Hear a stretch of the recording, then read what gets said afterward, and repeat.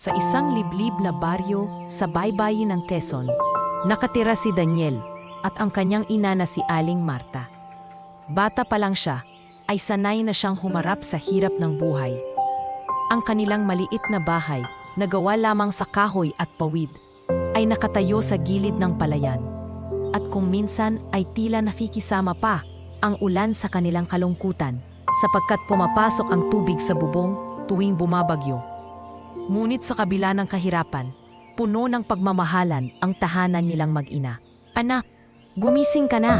Baka malate tayo sa palengke."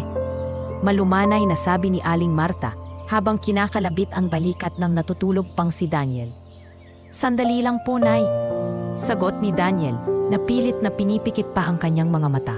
Ngunit nang makita niyang nagsisimula ng mag-impake ng mga gulay at ilang pirasong isda ang kanyang ina, agad siyang bumangon.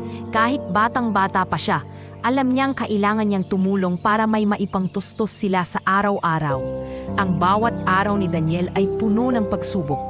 Sa murang edad na 8, sanay na siyang buhatin ang mabibigat na bayong ng gulay at isda. Habang nakikipagsiksikan sila sa palengke, madalas siyang makarinig ng pangungutya mula sa ibang bata. "Si Daniel, palengke boy!" sigaw ng isa. "Laging amoy isda!" dagdag pa ng iba sabay tawa.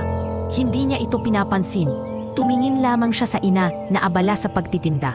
"Nay, huwag po kayong mag-alala. Balang araw, hindi na po tayo pagtatawanan." Mahina niyang bulong. Ngumiti si Aling Marta at hinaplos ang buhok ng anak. "Anak, hindi mahalaga kung ano ang sinasabi ng iba. Ang mahalaga, marangal ang ginagawa natin. Tandaan mo, basta't masipag ka at may takot sa Diyos, darating din ang araw na aangat tayo." Doon natutunan ni Daniel na huwag kailanman ikahiya ang kanilang buhay. Kahit pagod na pagod siya sa pagbubuhat at pagtuling sa pagtitinda, lagi siyang may lakas ng loob sapagkat nakikita niyang umaasa ang kanyang ina sa kanya. Lumipas ang mga taon. Mas naging malinaw kay Daniel ang kanyang pangarap. Tuwing uuwi sila mula palengke, nakaupo siya sa tabi ng ina at nagkukwento. "Nay, alam niyo po ba, gusto kong maging businessman balang araw. Para hindi na po tayo magtitinda lang sa palengke, kundi tayo na ang may-ari ng tindahan." Napatawa si Aling Marta sa kanyang sinabi. "Aba, malay mo, anak. Huwag mong kalilimutan ang pangarap mo. Pero kahit ano ka pa, anak, basta marangal ang hanap buhay, proud na ako sa'yo." Sa mga simpleng salita ng kanyang ina, unti-unti niyang naitatak sa puso na ang tunay na tagumpay ay hindi nasusukat sa yaman, kundi sa kaligayahan ng pamilya. Ngunit nangako pa rin siya sa sarili na balang araw ay aalisin niya sa kahirapan ang kanyang ina. Dumating ang panahon na nakapasok na si Daniel sa elementarya. Hindi naging madali ang kanyang pag-aaral dahil madalas siyang walang baon. May mga pagkakataon na isang pirasong tinapay lamang ang baon niya at tubig mula sa puso ang kanyang inumin. Ngunit hindi niya ito inalintana. Lagi siyang nagsusumikap, nag-aaral ng mabuti at nakikinig sa mga guro. Isang hapon, habang naglalakad siya pauwi, tinawag siya ng guro niyang si Ma'am Estrella. "Daniel, halika nga sandali." "Opo, ma'am?" sagot niya habang hawak-hawak ang kanyang lumang bag na halos mapunit na. "Alam mo, napapansin ko na masipag ka at matalino. Kahit wala kang masyadong gamit, lagi mong nauuna ang sagot sa klase. Ituloy niyo lang yan, ha? Balang araw malayo ang mararating mo." Nabangiti si Daniel at tumango. "Opo, ma'am, para po to kay nanay." Sa bawat papuri at sa bawat hirap na dinaranas niya, lalong lumalakas ang kanyang loob na mangarap. Alam niyang may kapalit ang lahat ng sakripisyo nila ng kanyang ina. Minsan, sa gabi habang nakahiga sila sa banig, naririnig niya ang kanyang inang humihikbi. "Nay, bakit po kayo umiiyak?" tanong niya. "Wala, anak. Naaalala ko lang ang tatay mo. Pero huwag kang mag-alala. Sapat na sa akin na nandyan ka." Sagot ng kanyang ina, pilit na pinapawi ang luha. "Balang araw, Nay, bibilhan ko kayo ng malaking bahay. May matibay na bubong at sahig. Hindi na kayo iiyak sa ulan," pangako ni Daniel. At mula sa gabing iyon, lalo siyang nagpursige sa kanyang pag-aaral at pagtulong. Ang kanyang puso ay puno ng determinasyon. At ang bawat araw ay naging hakbang patungo sa katuparan ng pangarap niya. Lumaki siyang masipag, matiyaga at puno ng malasakit. Kahit wala silang sapat na pera, hindi siya kailanman nagkulang sa pagmamahal sa kanyang ina. At sa kabila ng lahat ng pangungutya at hirap, nanatili siyang matatag. Sa murang edad, malinaw na kay Daniel ang kanyang layunin sa buhay. Iaahon sa hirap ang kanyang ina at patunayan sa lahat na ang isang batang lalaki mula sa probinsya ay kayang magtagumpay sa kabila ng lahat ng pagsubok. Nang makapagtapos si Daniel ng elementarya, nagsimulang lumawak ang kanyang pangarap. Alam niyang kung mananatili lamang siya sa kanilang baryo, mahihirapan siyang maabot ang kanyang mga mithiin. Kaya't nang malaman niyang may oportunidad para makakuha ng scholarship sa isang paaralan sa Maynila, agad siyang nagpursige. "Nay," sabi ni Daniel habang naglalakad sila pauwi mula sa palengke, "narinig ko po sa guro ko na may scholarship daw para sa mga mahihirap na estudyante. Gusto ko pong subukan."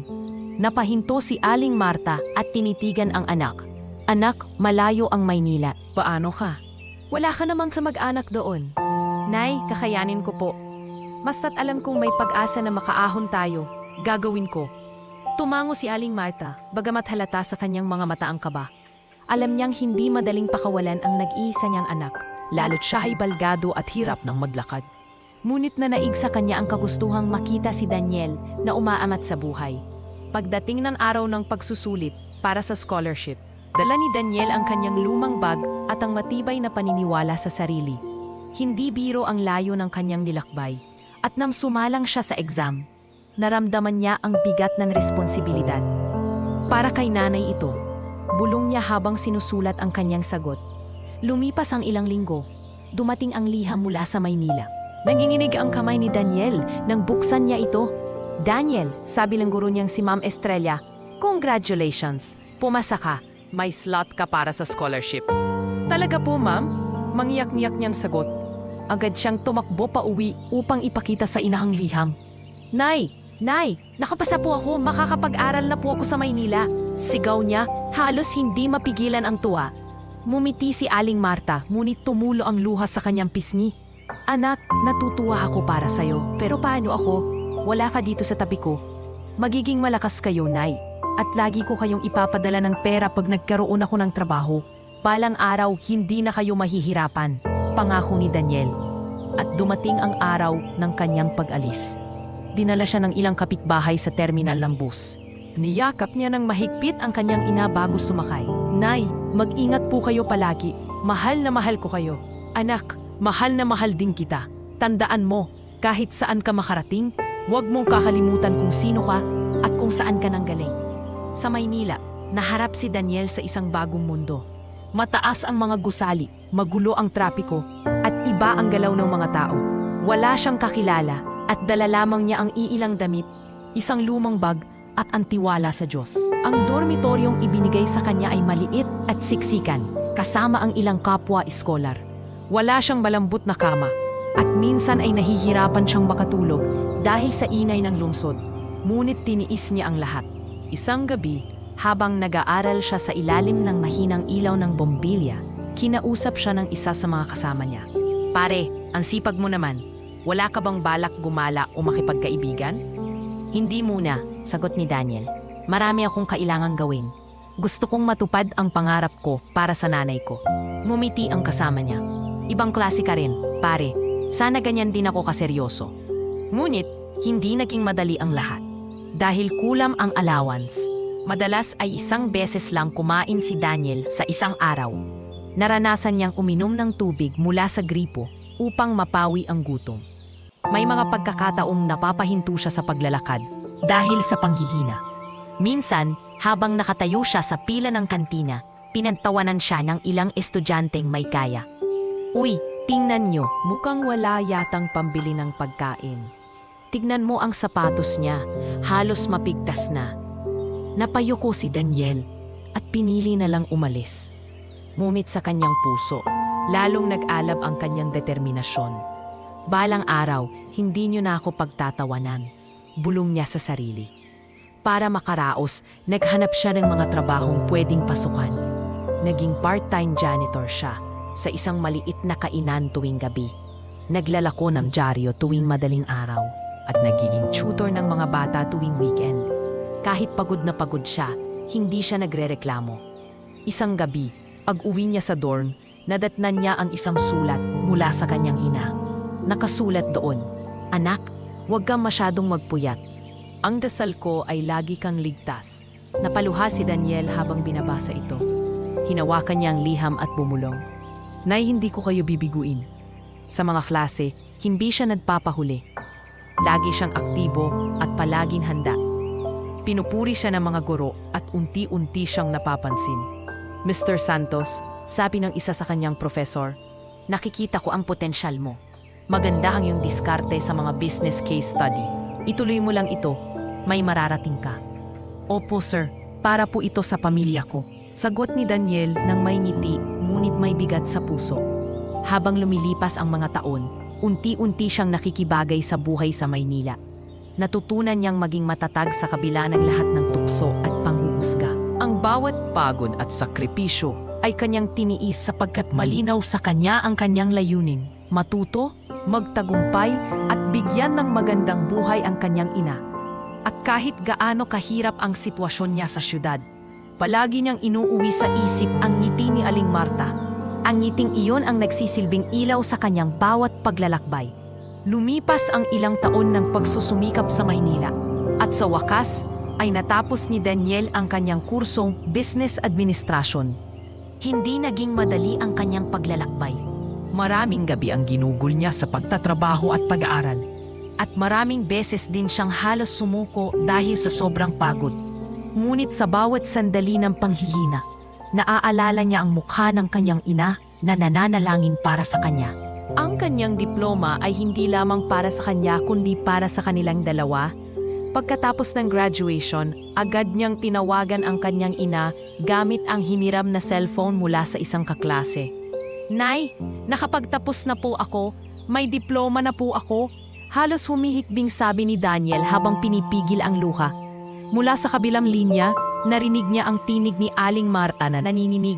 "Anak, hindi ko akalaing mangyayari ito. Sobrang proud ako sa iyo. Salamat at tinupad mo ang pangarap natin. Hindi lang ito simula, Nay. Magiging mas maayos pa ang lahat." Sagot niya ng puno ng pag-asa. Makalipas ang ilang linggo, nakahanap siya ng trabaho sa isang maliit na kumpanya. Bagaman hindi kalakihan ang sahod, malaki na ito para kay Daniel. Dahil iyon ang unang beses na may regular siyang kita. Sa unang buwan ng kanyang trabaho, halos hindi siya mapakali sa tuwa habang hawak-hawak ang kanyang unang sweldo. "Nay," sulat niya sa liham na ipinadala sa probinsya, "ito po ang kauna-unahang sahod ko. Bumili po kayo ng mga gamit na kailangan ninyo at pagkain. Huwag na po kayong magtipid." Mula noon, regular na siyang nagpapadala ng pera sa kanyang ina. Nagsimula ring gumaan ang buhay ni Aling Marta. Hindi na siya kailangang piliin pang magtinda sa palengke araw-araw dahil mayroon nang maaasahang tulong mula sa anak. Sa opisina, mabilis na napansin si Daniel ng kanyang mga kasamahan at boss dahil sa kanyang sipag at talino. Kapag may mga problema sa operasyon, siya ang unang nagmumungkahi ng solusyon. "Sir, kung gagamitin natin ang bagong sistema ng inventory, mas mababawasan ang pagkakamali sa delivery," sabi niya isang pulong. Tumingin ang kanyang manager at tumango. "Maganda yan, Daniel. Subukan natin." Ilang linggo lang ang lumipas. Bumilis ang operasyon at tumaas ang kita ng kumpanya. Dahil dito, nakatanggap siya ng papuri at bonus. Bagay na bihira para sa isang baguhan. Hindi rin siya nakalimot makipagkaibigan. Nakilala niya sina Marco at Eliza, kapwa-empleyado na naging malapit sa kanya. "Daniel, grabe ka ha. Ang sipag mo, hindi ka na yata natutulog." Biro ni Marco isang gabi habang sabay-sabay silang kumakain ng fishball sa gilid ng kalsada. Napatawa si Daniel. "Wala kailangan. Para kay nanay ito." Si Eliza naman ay nagsabi, "Alam mo Daniel, kakaiba ka. Sa lahat ng nakilala ko dito, ikaw lang yung laging inuuna ang pamilya. Inspiring ka." Ngumiti lang si Daniel at tahimik na nagpasalamat. Para sa kanya, normal lamang ang kanyang ginagawa sapagkat ang lahat ng kanyang pinaghihirapan ay para sa kanyang ina. Habang lumilipas ang panahon, unti-unting lumalago ang kakayahan ni Daniel. Nagkaroon siya ng mas malawak na koneksyon. at mas maraming kaalaman sa negosyo. Ang mga taong dati hindi siya pinapansin ay ngayon ay humahanga na sa kanya. Isang araw, dumalaw siya sa probinsya, dala ang ilang pasalubong. Pagbukas ng pinto ng kanilang bahay, sinalubong siya ng ina. Bagaman halatang mas lumala ang kanyang kondisyon at mas madalas na ang pananakit ng katawan, bakas pa rin sa mukha nito ang labis na tuwa. "Anak, ang gwapo mo na. Halika, halika, pumasok ka," masayang sabi ni Aling Marta. Yumakap si Daniel ng mahigpit sa kanyang ina. "Nay, bumili ako ng bagong upuan para sa inyo. Mas komportable yan para hindi na masyadong sumasakit ang katawan ninyo." "Anak, sobra-sobra na ito," sagot ng ina habang pinipigil ang pagluha. "Wala pong sobra para sa inyo, Nay," tugon ni Daniel. Sa mga sumunod na buwan, lalo pang gumanda ang buhay nila. Kahit hindi marangya, mas may kaginhawahan na sila kumpara noon. Natuto ring magsaya si Daniel sa mga maliliit na bagay. Ang makita ang kanyang ina na nakangiti, ang makakain ng masasarap na pagkain nang hindi nag-aalala sa gastos, at ang makabili ng mga gamit na dati pangarap lamang. Sa kabila ng tagumpay, nanatiling mapagpakumbaba si Daniel. Hindi niya kailanman kinalimutan ang pinagmulan at ang mga hirap na kanyang dinaanan. Lagi niyang daladala ang alaala ng mga panahong nagtitiis siya ng gutom, ng mga panahong tinutokso siya dahil sa kanyang kahirapan, at ng mga pangakong binitiwan niya sa kanyang ina. Isang gabi, habang nakaupo siya sa kanilang maliit na bakuran kasama ang kanyang ina, nagkaroon sila ng pag-uusap. "Nay," sabi ni Daniel, "ito pa lang ang simula. Pangarap kong makita kayong masaya at hindi na nahihirapan. Hinding-hindi ko kayo pababayaan." Hawak ang kamay ng anak, tumingin si Aling Marta sa kanya. "Anak, kahit anong mangyari, huwag mong kalilimutan ang puso mo. Ang yaman, dumarating at nawawala. Pero ang mabuting kalooban, yan ang tunay na kayamanan." Tumango si Daniel at niyakap ang ina. Sa kanyang puso, lalong tumibay ang kanyang paniniwala na hindi lamang siya basta nag-aaral o nagtatrabaho para sa sarili. Ginagawa niya ang lahat ng ito para sa pag-ibig at paggalang sa kanyang ina. At doon nagsimula ang unang yugto ng kanyang tagumpay. Hindi sa yaman, kundi sa pagtupad ng pangakong hindi niya pababayaan ang pinakamahalagang babae sa kanyang buhay, ang kanyang ina. Mabilis na lumipas ang panahon mula nang magsimula si Daniel sa kanyang unang trabaho. Habang tumatagal, lalo siyang nakikilala sa larangan ng negosyo dahil sa kanyang mga ideya at kakaibang diskarte. Sa maliit na kumpanyang kanyang pinasukan, napansin ng mga nakakataas ang kanyang sipag at determinasyon. Hindi siya kailanman nag-aatubiling magbigay ng mungkahi kung taano mapapabuti ang operasyon ng kumpanya, at sa bawat pagkakataon, tama ang kanyang direksyon. Isang araw, may pulong ang kumpanya tungkol sa mababang kita ng kanilang sanay. Ang manager ay halatang balisa, habang ang iba ay hindi makapagbigay ng malinaw na solusyon. "Kung wala tayong magagawa, baka magsara na itong branch na ito," mariing sabi ng manager. Nagtaas ng kamay si Daniel at nagsalita ng may kumpiyansa. "Sir, may napansin po akong problema sa ating sistema ng supply chain. Kung maglalagay po tayo ng mas maayos na tracking system, mababawasan ang nasasayang na produkto. Dagdag pa, kung mag-o-offer po tayo ng promosyon sa mga piling araw, mas dadami ang customer." Tahimik ang lahat, saka nagsimulang mag-usap-usap. Maganda ang ideya ni Daniel, wika ng isa sa mga senior staff. Sinubukan nila ang plano ni Daniel at sa loob ng 2 buwan, tumaas ang kita ng kumpanya ng halos doble. Mula noon, mas lalong nakuha niya ang tiwala ng kanyang mga boss. "Daniel," sabi ng manager isang hapon, "nakikita ko ang potensyal mo. Huwag mong sayangin ang talento mo. Balang araw, baka mas malayo pa ang marating mo kaysa sa amin." Naging inspirasyon iyon kay Daniel, ngunit higit pa sa karangalan, ang naisip niya agad ay ang kanyang ina. Sa bawat tagumpay na natatamasa niya, lagi niyang iniisip kung paano niya ito maibabahagi sa nanay na siyang nagtaguyod sa kanya mula pagkabata. Sa paglipas ng panahon, unti-unti siyang nakaipon. Hindi pa mang malaki, sapat na para makapagsimula siya ng maliit na tindahan ng grocery sa kanilang baryo. Sa unang pagkakataon, nakapagpatayo siya ng negosyo na sariling kanya. Nay, masayang sabi ni Daniel habang ipinapakita ang disenyo ng plano ng tindahan. Gusto ko pong magkaroon kayo ng sariling lugar para hindi na kayo mahirapan. Hindi na ninyo kailangang lumakad pa ng malayo para magtinda. Naluha si Aling Marta. Anak, sobra-sobra na ito. Hindi ko akalaing darating ang araw na magkakaroon tayo ng sarili nating tindahan. Nay, simula pa lang po ito. Gusto kong makita kayong masaya at maginhawa ang buhay. Sagot ni Daniel habang hinahawakan ang kamay ng kanyang ina. Sa pagbubukas ng tindahan, dumagsa ang mga kapitbahay. Lahat sila'y humanga sa kasipagan at tagumpay ng mag-ina. Mula noon, hindi na nila kailangang magbenta sa palengke. Ang tindahan mismo ang naging patunay ng kanilang pinaghirapan. Habang lumalago ang tindahan, mas lumawak ang pangarap ni Daniel. Hindi siya nakontento sa maliit lamang. Sa tulong ng kanyang mga kaibigan sa Maynila, nagsimula siyang pumasok sa mas malaking negosyo. Pag-aangkat ng produkto mula sa ibang bansa at pamamahagi nito sa iba't ibang tindahan. Hindi naging madali ang simula. Maraming hamon at maraming pagkakataon na halos sumuko siya. May mga negosyanteng hindi siya sineryoso dahil sa kanyang pinagmulan. Daniel, sigurado ka bang kaya mong pumasok sa ganitong kalaking negosyo? Hindi biro ang kapital dito. Tanong ng isa sa mga kasosyo. Alam ko, pero naniniwala ako na kung may sipag at tamang diskarte, kaya natin ito. Tugon niya ng buo ang loob. Sa mga gabing halos walang tulog, pinag-aralan niya ang bawat aspeto ng negosyo. Binasa niya ang mga libro, nakipag-usap sa mga eksperto, at hindi natakot sumubok. Sa loob ng 3 taon, lumago ang kanyang negosyo.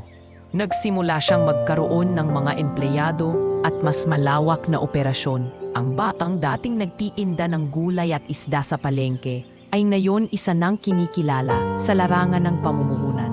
Ngunit sa kabila ng lahat ng tagumpay, nanatiling simple si Daniel.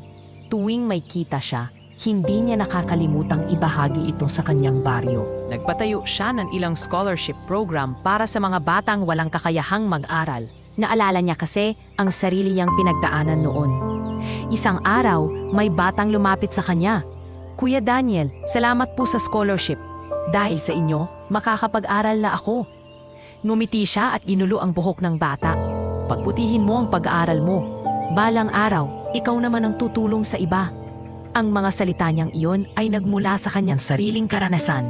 Ang hirap, ang gutom, at ang mga pangarap na unti-unti na ngayong natutupad. Samantala, sa tahanan nila sa probinsya, mas lalo pang napagaan ang buhay ni Aling Marta. Hindi na siya nag-aalala tungkol sa pagkain, gamot at pang-araw-araw na gastusin. Kahit may kapansanan, ramdam niya ang ginhawa at pagmamahal ng anak. Anak, wika ni Aling Marta isang gabi. Sobra-sobra na ang naibigay mo sa akin. Pero tandaan mo, huwag kang masyadong magpuyat. Ingatan mo ang sarili mo. Mumiti si Daniel at niyakap ang ina.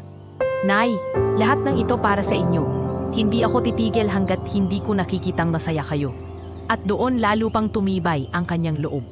Ang kanyang pag-angat sa mundo ng negosyo ay hindi lamang para sa sariling kasikatan o kayamanan. Ito'y para sa pangarap na kanyang tinanghawakan mula pagkabata.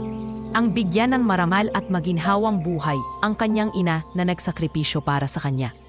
Sa kabila ng abalang buhay ni Daniel sa negosyo at sa kanyang misyon na tulungan ang ina, dumating ang panahon na nakatagpo siya ng pag-ibig. Isang gabi, inimbiahan siya ng isang kasamahan na dumalo sa isang malaking business event sa isang hotel sa Maynila. Hindi sanay si Daniel sa mga marangyang pagtitipon. Ngunit bilang isang negosyanteng nagsisimula nang makilala, napilitan siyang sumama.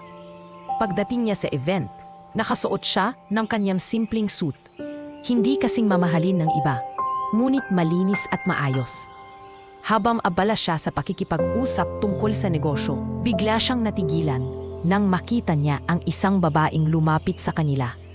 Daniel, I'd like you to meet Clarice, sabi ng kaibigan niyang negosyante. Napilingon si Daniel at napatitig. Si Clarice ay isang dalagang mayaman. nakasuot ng elegante at kumikinang na gown. Ang kanyang mga mata ay tila may taglay na ningning at ang bawat galaw niya ay puno ng kumpiyansa. Ngunit higit sa lahat, nag-uumapaw ang kanyang talino sa bawat salitang kanyang binibitawan. "Nice to meet you, Daniel," bati ni Clarice na may malambing na tinig. "Pleasure is mine," sagot ni Daniel. Medyo nahihiya, ngunit pinilit ang sarili na maging propesyonal. Habang lumalalim ang gabi, napadpad silang dalawa sa isang sulok ng bulwagan at nagkaroon ng pagkakataong mag-usap ng masinsinan. "Ang ganda ng plano mo tungkol sa community projects," wika ni Clarice. "I can see you're not just after money, but also impact. Rare yan sa mundo ng business." "Hindi ko kasi makakalimutan kung saan ako nanggaling," sagot ni Daniel. "Alam kong maraming katulad kong nangangarap na makaahon sa hirap. Kung kaya kong makatulong, bakit hindi?" Ngumiti si Clarice, tila humanga sa kanyang sagot. "I like your perspective, Daniel. Sana mas marami pang tulad mo." Mula sa simpleng pag-uusap na iyon, nagsimula ang kanilang pagkakaibigan. Sa mga susunod na linggo, nagkikita sila sa iba't ibang proyekto at pagtitipon. Unti-unti, mas lalo silang naging malapit sa isa't isa. Isang hapon, matapos ang isang meeting, inimbitahan ni Clarice si Daniel na magkape sa isang sikat na cafe sa Makati. "Daniel," panimula ni Clarice habang hinahalo ang kape. "Alam mo ba, hindi ko inaasahan na makakilala ako ng isang tulad mo. Hindi ka tulad ng ibang lalaking nakasanayan ko sa paligid ko. Hindi ka mayabang at ramdam ko ang sincerity mo." "Hindi ko rin inaasahan na makakausap ko ang isang tulad mo," sagot ni Daniel. "Minsan iniisip ko, baka hindi ako karapat-dapat makipaglapit sa iyo." "Don't say that," sabat ni Clarice. "Kung may taong karapat-dapat, ikaw yun." Mula noon, mas madalas na silang magkasama. Naging taga-suporta si Clarice sa mga proyekto ni Daniel at madalas ay nagbibigay din siya ng tulong pinansyal para mas lumaki ang epekto ng kanilang mga programa. Dahil sa kanilang ugnayan, hindi lamang negosyo ang umunlad kundi pati ang personal na buhay ni Daniel. Nararamdaman niyang unti-unti nang nagbabago ang takbo ng kanyang mundo. Nang ipakilala niya si Clarice sa kanyang ina sa probinsya, dama agad ang kaba ni Daniel. Alam niyang mahalaga sa kanya ang opinyon ni Aling Marta. "Nay," masiglang sabi ni Daniel, "gusto ko pong ipakilala si Clarice." Ngumiti si Clarice at magalang na lumapit kay Aling Marta. "Magandang hapon po. Ako po si Clarice. Napakapalad ko pong makilala kayo." Ngumiti rin si Aling Marta, ngunit hindi maitatago ang kakaibang tingin niya. "Magandang hapon din sa'yo, Ija. Salamat at nandito ka." Sa unang tingin, tila maayos naman ang pagtanggap ni Aling Marta kay Clarice. Ngunit sa likod ng kanyang ngiti, may kakaibang kaba na hindi maipaliwanag. Habang kumakain sila ng hapunan, si Daniel ay punong-puno ng tuwa dahil magkasama ang dalawang pinakamahalagang babae sa kanyang buhay. Ngunit napansin niya ang ilang sandali na tila malamig ang tingin ni Clarice sa kanyang ina, lalo na kapag hindi siya nakatingin. Pagkatapos ng hapunan, kinausap siya ng kanyang ina nang sila'y naiwan. "Anak," maingat na wika ni Aling Marta, "mukhang mabait ang dalagang iyan. Pero tandaan mo, kilalanin mo siyang mabuti. Huwag mong madaliin ang lahat." Tumango si Daniel. "Opo, Nay, pero naniniwala ako. Siya na ang babaeng para sa akin." Hindi na nagsalita pa si Aling Marta. Tahimik na lang siyang nanalangin na sana'y hindi siya nagkakamali ng kutob. Mula noon, mas naging bukas ang kanilang relasyon. Hindi nagtagal, naging opisyal na silang magkasintahan. Lalong humanga si Daniel kay Clarice sa tuwing nakikita niyang nagiging bahagi ito ng kanyang mga proyekto. Sa paningin niya, siya na ang babaeng makakasama niya habang buhay. Ngunit sa kabila ng lahat ng ito, nanatiling tahimik ang mga agam-agam ni Aling Marta. May mga pagkakataon na napapansin niyang tila hindi gaanong interesado si Clarice kapag sila'y magkasama. May mga sandali ring nakikita niyang hindi maganda ang ekspresyon nito kapag siya ay inaalagaan ng anak. Ngunit dahil ayaw niyang masira ang kaligayahan ni Daniel, pinili niyang huwag magsalita. Sa halip, mas pinili niyang obserbahan at ipagdasal ang anak. Habang lumilipas ang mga buwan, lalong tumibay ang relasyon ni Daniel at Clarice. Dumating ang punto na ipinakilala siya nito sa pamilya at dahil kilala na si Daniel sa negosyo, mainit ang pagtanggap sa kanya ng mga magulang ng dalaga. Sa mata ng lahat, sila ay isang perpektong magkasintahan. Isang simpleng lalaki na umasenso mula sa hirap at isang dalagang galing sa mayamang pamilya.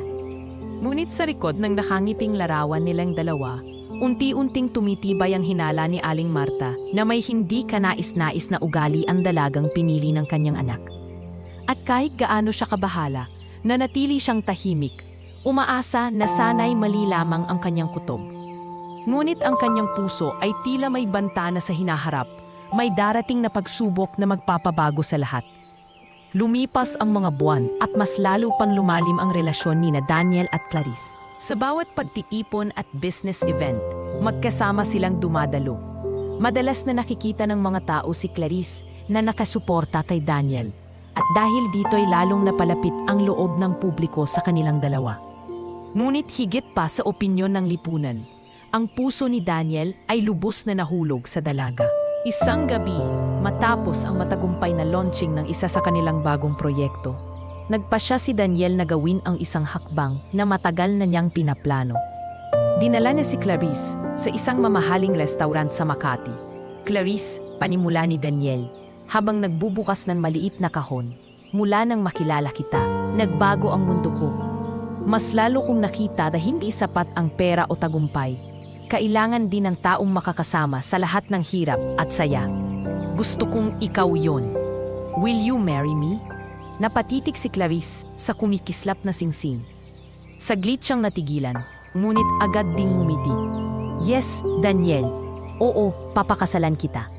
Agad na umalingaw-ngaw ang palakpakan ng mga taong nasa paligid nila. Lumapit ang waiter na maudalang wine at nagbigay ng pagbati. Para kay Daniel, iyon ang isa sa pinakamasayang gabi ng kanyang buhay. Makalipas ang ilang araw, kumalat ang balita ng kanilang engagement. Ang mga pahayagan at social media ay puno ng larawan nilang dalawa. Perfect couple, ayon sa headline ng ilang magazine. Ang mayamang dalaga at ang batang negosyanteng galing sa hirap ay tila larawan ng modernong fairy tale. Ngunit sa likod ng lahat ng kasiyahan, may kaba pa ring nananatili kay Aling Marta. Nang dumalaw si Daniel sa probinsya, kasama si Clarice upang ibalita ang engagement, ramdam niyang may mabigat sa loob ng kanyang ina. Nay, gusto ko pong ipaalam sa inyo na magpapakasal na kami ni Clarice. Masiglang sabi ni Daniel habang nakaupo sa tabi ng ina. Tumingin si Aling Marta kay Clarice na nakangiti, ngunit may malamig na titig. Kung iyan ang desisyon mo, anak, susuportahan kita, sagot niya. Pilit na itinatago ang kanyang agam-agam. Nay, sigurado po ako, siya ang babaeng para sa akin, giit ni Daniel. Mumiti si Clarice at magalang na nagsalita. Huwag po kayong mag-alala, Aling Marta. Aalagaan ko po si Daniel. Ngunit habang nagsasalita ito, may kakaibang tonong naramdaman si Aling Marta. Hindi niya ito ipinakita, ngunit sa kanyang puso, tila may banta. Sa Maynila, nagsimula na ang paghahanda para sa kanilang kasal. Abala si Clarice sa pag-aasikaso ng mga detalye. Ang venue, ang gown, ang listahan ng mga bisita. Habang si Daniel ay abala sa negosyo at sa pagbibigay ng suporta sa lahat ng plano. Daniel, gusto ko grand wedding. Kailangan lahat ng tao ay ma-impress, sabi ni Clarice isang gabi habang hawak-hawak ang isang wedding catalog. Kung diyon ang gusto mo, Clarice, susundin ko. Basta ang importante, ikakasal tayo, tugon ni Daniel. Habang masayang nag-uusap ang dalawa, may mga pagkakataong nararamdaman ni Daniel na parang mas nakatuon si Clarice sa pagpapakitang tao kaysa sa kanilang tunay na pansasama. Ngunit pinipili niyang wag pansinin ito dahil iniisip niyang normal lamang ito para sa isang babae mula sa mayamang pamilya. Isang gabi, dumalaw si Daniel sa kanyang ina upang ikuwento ang tungkol sa kasal. Nay, alam ko po, magiging proud kayo kapag nakita nyo ang magiging kasal namin. Maganda at engrande, masayang sabi ni Daniel. Ngunit imbes na ngumiti, marahang nagsalita si Aling Marta. Anak, ang tasal ay hindi tungkol sa engranding seremonya. Ang mahalaga ay ang pag-ibig at respeto ninyo sa isa't isa. Siguraduhin mong iyon ang pundasyon ninyo. Napaisip si Daniel. Opo, Nay, Pero mahal ko si Clarice. At sigurado akong mahal din niya ako. Sa kabila ng mga salita ng kanyang ina, pinili ni Daniel na ituloy ang kanyang plano. Hindi niya nakikita ang mga maliliit na senyales na nakikita ni Aling Marta. Ang panlalamig ng tingin, ang kaminsang pagsasalita ng mapang-aping salita kapag wala si Daniel, at ang tila pagkairita ni Clarice sa kanyang presensya. Habang papalapit ang kanilang engagement party, mas lalong nadarama ni Daniel ang kasabikan. Hindi lamang dahil sa kanilang kasal, kundi dahil naniniwala siyang mas magiging buo ang kanyang pamilya. Sa kanyang isipan, sa wakas ay makakasama niya ang dalawang babaeng pinakamahalaga sa buhay niya. Ang kanyang ina at ang kanyang fiancé. Ngunit sa puso ni Aling Marta, nananatili ang takot. Sa bawat araw na lumilipas, mas lalo niyang nakikita ang anyo ni Clarice na hindi nakikita ng anak niya. Pinili niyang manahimik, umaasang mali lamang ang kanyang kutob. Ngunit sa kaibuturan ng kanyang damdamin, may kaba siyang hindi niya matanggal. Isang kaba na balang araw, ang kasayahan na inaasam ni Daniel ay maaaring maging simula ng kanyang pagdurusa. Matapos ang kanilang engagement, mas lalong naging abala si Daniel sa trabaho at sa paghahanda para sa kasal. Madalas siyang wala sa bahay dahil sa mga meeting, business trips at pakikipag-usap sa mga investors. Sa bawat pag-alis niya, ipinagkakatiwala niya kay Clarice ang pananatili sa kanilang bahay kasama si Aling Marta. Buo ang tiwala niya na magkasundo ang dalawang pinakamahalagang babae sa kanyang buhay. Ngunit ang hindi niya alam, sa likod ng kanyang pag-alis, lumalabas ang ibang anyo ni Clarice na matagal nang nararamdaman ni Aling Marta. Isang umaga, habang nag-aayos si Aling Marta sa kusina, bigla siyang sinermonan ni Clarice. Bakit ba ang bagal mo kumilos? Kung ako lang, hindi ganito kagulo ang bahay na ito. Napatigil si Aling Marta, hawak ang kanyang tungkod. Pasensya ka na, Hija. Mabagal na talaga ako. Matanda na at mahina ang mga paa ko. Excuses. Alam mo, kung hindi lang dahil kay Daniel, hindi ko aaksayahin ang oras ko rito. Malamig na sagot ni Clarice. Sa bawat araw na lumilipas, lalong tumitindi ang panlalamig ng trato ni Clarice kay Aling Marta.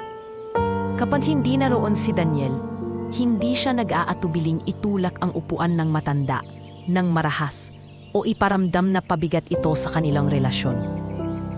Ang hirap pala kapag may baldado sa bahay. Minsang bulong ni Clarice habang pinagmamasdan si Aling Marta, na hirap umupo sa mesa. Nakakasira ng imahe, lalo na sa mga bisita. Nanlumo si Aling Marta. Gusto niyang ipagtapat sa anak ang lahat, ngunit sa tuwing naiisip niyang baka masaktan si Daniel, pinipili na lamang niyang manahimik. Anak ko lang ang iniisip ko, bulong niya habang nag-iisa sa gabi. Ayokong masira ang kasiyahan niya. Kung ako na lang ang masasaktan, pipiisin ko. Ngunit hindi lamang salita ang ibinabato ni Clarice. Minsan, habang nakaupo si Aling Marta sa sala, bigla siyang sinipa ng marahan, ngunit sapat para masaktan ang kanyang paa. Ano ba yan, Clarice? Nanginginig na tanong ni Aling Marta. Pasensya ka na, hindi ko sinasadya. Sagot nito, ngunit may ngiti sa labi na puno ng panlilibak. Sa mga susunod na linggo, naging mas lantad ang kalupitan ni Clarice. Pinaparamdam niya kay Aling Marta na wala itong silbi. Kapag may mga bisita, nakangiti siya at magalang. Ngunit sa oras na sila na lamang, nagiging mapanakit at mapanlait ang kanyang ugali. Hindi ba talaga niyang nakikita ang tunay mong ugali? Minsan tanong ni Aling Marta sa sarili habang nag-iisa sa silid. Bakit siya bulag sa lahat ng ito? May mga kapitbahay din na nakapansin ang kakaibang kilos ni Clarice. Isang hapon, dumalaw ang matandang kapitbahay nilang si Aling Rosa. Habang nag-uusap sila ni Aling Marta, biglang pumasok si Clarice at malamig na nagsalita. Ay, nandito pala kayo. Pasensya na, pero kailangan na niyang magpahinga. Hindi na niya kaya ang masyadong mahabang usapan. Nagulat si Aling Rosa. Sige na nga, magpahinga ka, Marta. Ngunit sa paglabas niya, ramdam niyang may mali. Habang tumatagal, hindi na maitago ni Aling Marta ang sakit na dulot ng pang-aabuso. Ngunit pilit pa rin niyang pinanghahawakan ang katahimikan. dahil ayaw niyang maging dahilan ng problema sa anak. Sa bawat sulat ni Daniel mula sa kanyang mga business trip, lagi niyang sinasabi na maayos siya at masaya. Isang gabi, kinausap siya ni Clarice habang nag-aayos ng mesa. Alam mo, Marta, mas mabuting huwag mong ipaalam kay Daniel ang mga bagay na ito. Kung ayaw mong mawalan siya ng tiwala sa'yo, manahimik ka lang. Hindi na nakasagot si Aling Marta. Ramdam niya ang bigat ng pagbabanta, ngunit kahit pilit niyang pinipigil ang sarili. May mga pagkakataong halos bumigay na siya. Minsang natapilok siya dahil sa pagtulak ni Clarice sa kanyang tungkod. Napaiyak siya at napabulong. Panginoon, hanggang kailan ko ba kakayanin ito? Ngunit sa tuwing naiisip niyang masisira ang puso ni Daniel, pilit niyang pinapatibay ang loob. Samantala, abala si Daniel sa negosyo at hindi niya namamalayan ang mga nangyayari. Tuwing uuwi siya, nakikita niya ang ngiti sa labi ng kanyang ina at ang malambing na kilos ni Clarice. Daniel, ayos lang ako. Masaya ako na nandito ka. Laging sagot ni Aling Marta kapag tinatanong siya ng anak. At si Clarice, kunwari maalaga at mabait, laging nakikisama kay Daniel. Don't worry, I'm taking care of your mom while you're away. Ngumiti si Daniel. Hindi alam na sa likod ng kanyang mga mata, may tinatagong kasamaan ang babaeng mahal niya. Habang papalapit ang engagement party, mas lalo pang dumami ang pagkakataon na nagiging mapanakit si Clarice kay Aling Marta. Ngunit sa kabila ng lahat, pinili ng ina na magtiis. Umaasam darating ang araw na makikita ng anak ang katotohanan. At sa kanyang puso, nagdarasal siyang huwag na munang madiskubre ni Daniel dahil alam niyang kapag nangyari iyon, masisira ang buong mundo ng kanyang anak. Ngunit hindi niya rin alam na malapit na ang araw na iyon, ang araw na babalik si Daniel nang hindi inaasahan at madidiskubre ang lihim na matagal niyang itinatago. Matagal-tagal na ring hindi nakauwi si Daniel sa kanilang probinsya dahil sa sunod-sunod na business meetings at sa dami ng mga proyektong hawak. Hindi niya nagagawang makadalaw kay Aling Marta. Kahit madalas silang nag-uusap sa telepono, iba pa rin ang makita ang ina ng personal. Kaya isang araw, nagpasya siyang bumalik ng biglaan upang sorpresahin ito. Habang nasa opisina siya, kinausap siya ni Clarice. Daniel, may investors tayong makikipag-meeting bukas. Hindi ka ba pupunta? Ngumiti si Daniel. Hindi muna. Gusto kong sorpresahin si nanay. Matagal na akong hindi nakakauwi. Alam kong namimiss niya ako. Sandaling napatigil si Clarice at halatang hindi natuwa. Ngunit agad din siyang ngumiti. Ah, ganun ba? Sige, mag-ingat ka. Ako na ang bahala dito. Hindi na nag-isip pa si Daniel. Kinaumagahan, maaga siyang bumiyahe pa uwi sa kanilang baryo. Habang nasa bus, ramdam niya ang excitement. Sa kanyang isipan, naiisip niya kung gaano kasaya ang una kapag makita siyang biglang dumating. Pagdating niya sa terminal, sinundo siya ng ilang lumang kakilala. Daniel, ang laki ng pinagbago mo. Ang yaman mo na ngayon biro ng isa. Ngumiti si Daniel at yumakap sa mga kababata. Hindi ko kayo nakakalimutan. Mamaya punta kayo sa bahay. May dala akong pasalubong. Naglakad siya patungo sa kanilang bahay. Dala ang ilang supot ng prutas, tinapay at mga gamit para sa ina. Habang papalapit, ramdam niyang bumibilis ang tibok ng kanyang puso. Naisip niya kung paano tatayo ang kanyang ina sa pinkuan. Yayakapin siya at iiyak sa tuwa. Ngunit hindi iyon ang kanyang nadatnan. Habang palapit siya sa kanilang bahay, narinig niya ang tinig ng isang babae. Malakas at puno ng galit. Baldado ka lang, wala kang silbi dito. Napatigil si Daniel. Kilala niyang boses, si Clarice. Nagtaka siya kung bakit naroon ito. Dahil ang alam niya'y nasa Maynila ito para sa engagement party preparations. Dahan-dahan siyang lumapit at sumilip sa bintana. Doon halos mabagsak ang kanyang mga dala. Nakita niya ang sariling ina na nakaupo sa sahig. Hawak ang kanyang tungkod. Habang si Clarice ay nakatayo at galit na galit. Diyos ko, bulong ni Daniel. Nanginginig ang kamay. Nakita niya mismo kung paano sinipa ni Clarice ang paa ni Aling Marta. Dahilan para mapahiyaw ito sa sakit. Hindi ka dapat nandito. Kung hindi lang dahil kay Daniel, matagal na kitang pinaalis. Sigaw ni Clarice. Nanlaki ang mga mata ni Daniel. Hindi siya makapaniwala sa nakikita. Ang babaeng minahal niya, ang babaeng pinangarap niyang maging asawa ay siya palang nagpapahirap sa ina na pinakaiingatan niya. Halos mabini siya sa sigaw ng kanyang ina. Tama na, Clarice. Please, wala akong kasalanan sa'yo. Hindi na nakatiis si Daniel. Binuksan niya ng malakas ang pinto. Clarice. Nagulat si Clarice at napaatras. Ang galit sa kanyang mukha ay biglang napalitan ng pagkabigla at kaba. Daniel? Ang aga mo yatang umuwi. Lumapit si Daniel galit na galit at tinulungan ang ina na tumayo. Nanay, anong ginawa niya sa inyo? Umiyak si Aling Marta at hindi makapagsalita. Alam niyang darating din ang araw na madidiskubre ng anak ang lahat. Ngunit hindi niya inasahan na ganito kabilis at ganito kabigat ang magiging epekto. Daniel, let me explain. Nagmamadaling sabi ni Clarice. Pilit na pinatakalma ang sitwasyon. Hindi mo naiintindihan. Nadapa lang siya. Wala kang karapaang magsinungaling sa harap ko. Singhal ni Daniel. Nakita ko lahat. Sinaktan mo si nanay. Tahimik ang buong paligid. Ang mga kapitbahay ay nagsimulang mag-usyoso sa bintana, ngunit walang nagsalita. Lahat sila'y gulat na gulat sa nasaksihan. Humawak si Daniel sa kamay ng ina at pinunasan ang luha nito. Nay, patawarin niyo ako. Hindi ko alam na ganito ang ginagawa niya sa inyo. Umiiyak si Aling Marta. Anak, ayaw kong masira ang kaligayahan mo, kaya hindi ko sinabi. Ngunit lalong nadurog ang puso ni Daniel. Nay, walang halaga ang kasal. Kung kapalit naman nito ang kaligtasan niyo, hindi ko hahayaang may mang-abuso sa inyo. Tumayo si Daniel, hinarap si Clarice at mariing nagsalita. Clarice, tapos na tayo.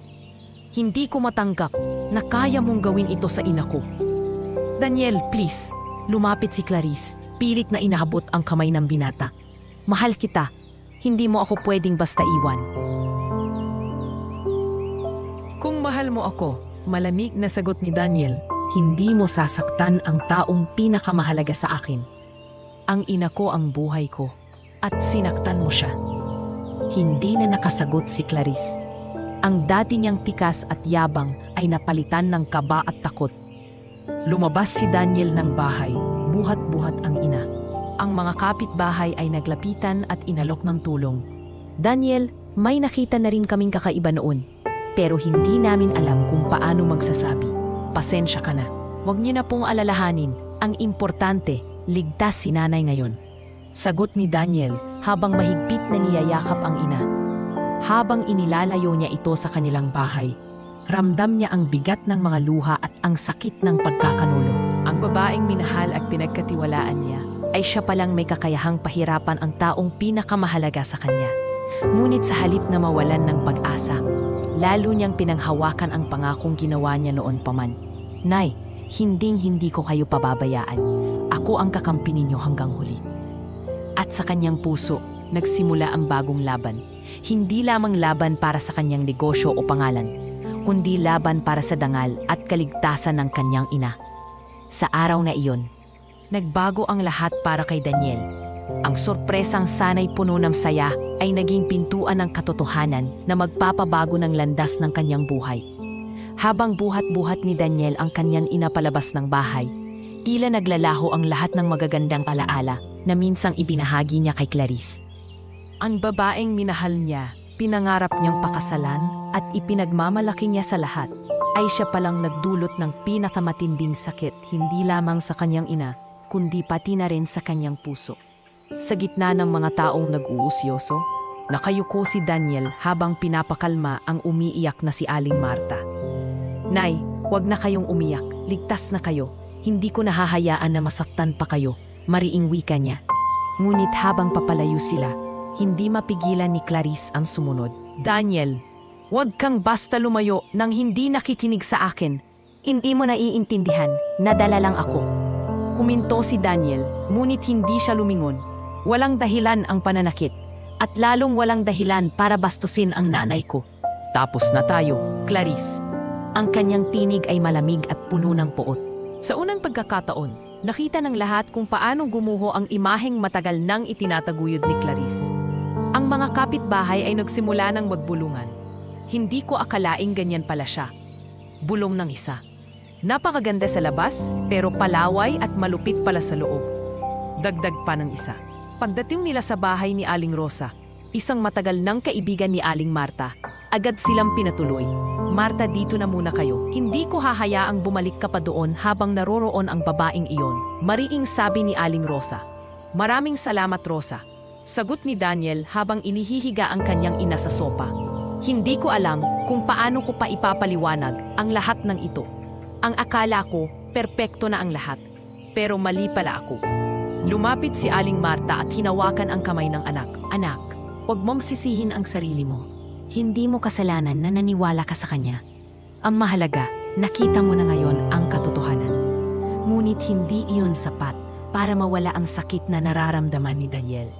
Habang nakatingin siya sa kanyang ina na halos hindi makalakad dahil sa pananakit ng katawan, ramdam niya ang bigat ng pagkakamali. Sa halip na protektahan ang kanyang ina, nabulag siya ng pagmamahal kay Clarice.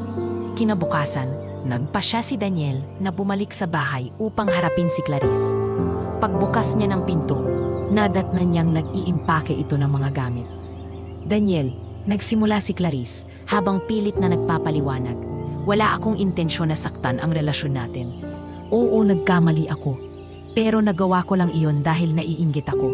Lagi mong inuuna ang nanay mo kaysa sa akin. Nanigas ang panga ni Daniel.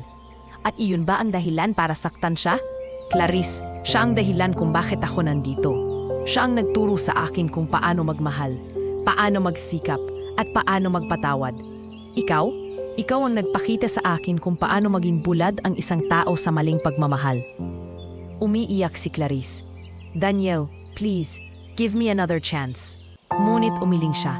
Hindi ko ipagpapalit ang ina ko para sa kahit kanino. Kung kaya mong gawin ito sa kanya ngayon, paano pa sa hinaharap? Wala nang kasal na magaganap at doon tuluyang bumagsak ang luha ni Clarice. Hindi na siya pinakinggan pa ni Daniel. Lumabas siya ng bahay at isinara ang pintuan. Tanda ng pagwawakas ng kanilang relasyon. Samantala, kumalat ang balita sa buong baryo at maging sa Maynila. Mula sa perpektong imahe ng engagement, naging tsismis ang pagbagsak ng kanilang relasyon. Ang mga tao'y hati. May mga naniniwala kay Daniel, ngunit mayroon ding naniniwala kay Clarice na nagsasabing gawa-gawa lamang ang lahat. Ngunit hindi iyon mahalaga para kay Daniel. Ang mahalaga ay nasa ligtas na lugar na ang kanyang ina.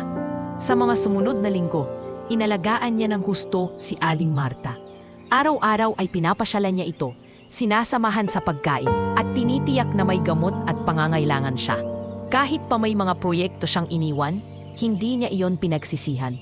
Nay, sabi niya isang gabi, habang magkasamang kumakain, hindi ko nahahayaang muli kayong masaktan.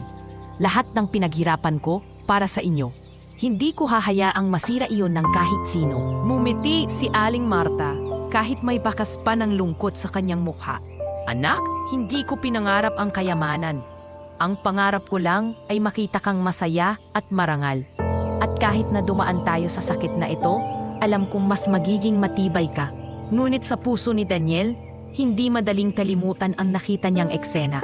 Ang panlilibak, ang pananakit, at ang mga salitang binitiwan ni Clarice laban sa kanyang ina. Ang imahe ni Clarice na sinisipa ang kanyang nanay ay nananatiling sugat na hindi madaling maghilom.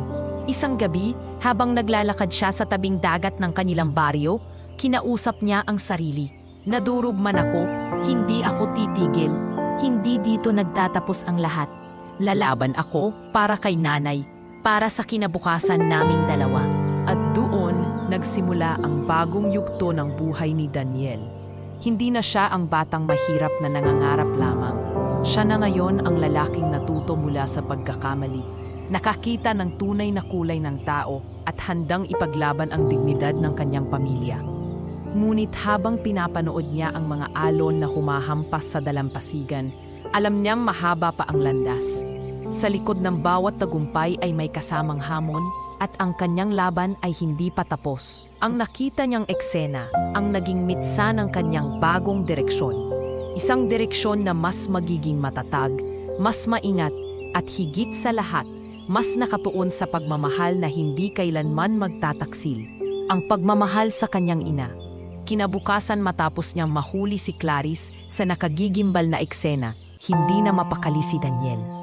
Buong gabi niyang iniisip ang lahat ng nangyari. Mula sa unang araw na nakilala niya si Clarice hanggang sa gabing nakita niyang sinaktan nito ang kanyang ina. Parang pelikula na paulit-ulit na naglalaro sa kanyang isip ang mga pangyayari. Habang pinagmamasdan niya ang natutulog na si Aling Marta, mahigpit ang kanyang pangakong hindi na muling mapapahamak ang ina sa kamay ng kahit sino. Maagang bumangon si Daniel at nagtungo sa bahay na dati nilang tinutuluyan. Doon pa rin si Clarice, nakaupo sa sofa, umiiyak at tila nag-aantay ng kanyang pagbabalik. Daniel, mabilis na sabi nito nang makita siya. Please let me explain. Hindi ko alam kung paano nangyari, nadala lang ako ng emosyon. Hindi ko sinasadyang saktan ang nanay mo. Pero malamig ang titig ni Daniel. Clarice, wala ka nang dapat ipaliwanag. Nakita ko lahat, narinig ko lahat. Hindi aksidente ang ginawa mo. At higit sa lahat, hindi iyon isang pagkakamali, kundi pagpili. Pinili mong apihin ang nanay ko. Napaiyak si Clarice at hinawakan ang kamay ni Daniel, ngunit mabilis itong iniwas. Daniel, mahal kita. Kung mawawala ka, mawawala rin ako. Tumayo si Daniel, matatag ang boses. Kung mahal mo talaga ako, rerespetuhin mo ang ina ko. Pero ang ginawa mo, hindi pagmamahal. Kalupitan iyon. Tapos na tayo, Clarice. Wala nang kasal na magaganap. Napasigaw si Clarice. Daniel, hindi mo pwedeng gawin ito sa akin. Ikaw ang mundo ko. Ngunit hindi na siya nilingon pa ni Daniel. Lumabas siya ng bahay, iniwan ang dating fiancé na nakaluhod sa sahig. Basang-basa ng luha. Sa pag-uwi niya kay Aling Marta, hindi napigilan ng matanda ang magtanong. Anak, sigurado ka ba sa ginawa mo? Hindi ko naman gustong maging dahilan ng pagkasira ninyo. Umupo si Daniel sa tabi ng kama ng ina at hinawakan ang kanyang kamay. Nay, kayo ang dahilan kung bakit ako lumalaban sa buhay. Hindi ako nabuhay para ipagtanggol ang ibang tao habang kayo naman ay pinapabayaan. Kayo ang una kong responsibilidad. Kung nasira man ang relasyon ko, kay Clarice, iyon ay dahil mas pinili kong ipaglaban kayo. Napaluha si Aling Marta at mahigpit na niyakap ang anak. Anak, salamat at hindi mo ako iniwan. Ang lahat ng sakripisyo ko noong bata ka pa, sulit na. Sa mga sumunod na araw, kumalat ang balita tungkol sa paghihiwalay nila ni Clarice. Naging laman sila ng mga pahayagan at chismis. Ang dating engagement na tinuturing na perfect love story ay biglang bumagsak at naging isang trahedya. Ang mga negosyanteng kakilala ni Clarice ay mabilis na humampi sa kanya at sinabing si Daniel ang may kasalanan, na pinabayaan nito ang kanyang fiancé. Ngunit hindi nagpatinag si Daniel. Harap-harapan niyang sinabi sa mga press na nagtanong sa kanya, ang kasal ay hindi lang tungkol sa dalawang taong nagmamahalan. Ito ay tungkol sa respeto, sa pamilya at sa pagkakaroon ng malasakit. Kung wala iyon, walang saysay ang lahat. Mas pipiliin kong mawala ang kasal kaysa mawala ang dangal ng ina ko. Maraming tao ang humanga sa kanyang katapangan, ngunit marami ring bumatikos. Ang kanyang negosyo ay apektado. May mga investors na umatras dahil sa kontrobersya. Ang ilan sa kanyang mga kaibigan ay nagsimulang lumayo. Ngunit hindi ito ikinabahala ni Daniel. Ang kanyang tanging iniisip ay ang kaligtasan at kaligayahan ng kanyang ina. Isang gabi, habang magkasama sila ni Aling Marta sa sala, nagsalita ang matanda. Anak, alam kong marami kang pinagdadaanan ngayon. Pero tandaan mo, hindi ka nag-iisa. Nandito ako para sa'yo. At kung may mga taong iiwan ka, may darating din na bago na totoo at tapat. Napangiti si Daniel, bagaman may luha sa kanyang mga mata. Nay, kayo lang ang kailangan ko. Basta't kasama ko kayo, kakayanin ko lahat ng hamon. Ngunit hindi natapos ang laban doon. Isang linggo matapos ang kanilang hiwalayan, nagpunta si Clarice sa opisina ni Daniel. Nakasuot ito ng itim at tila pagod na pagod.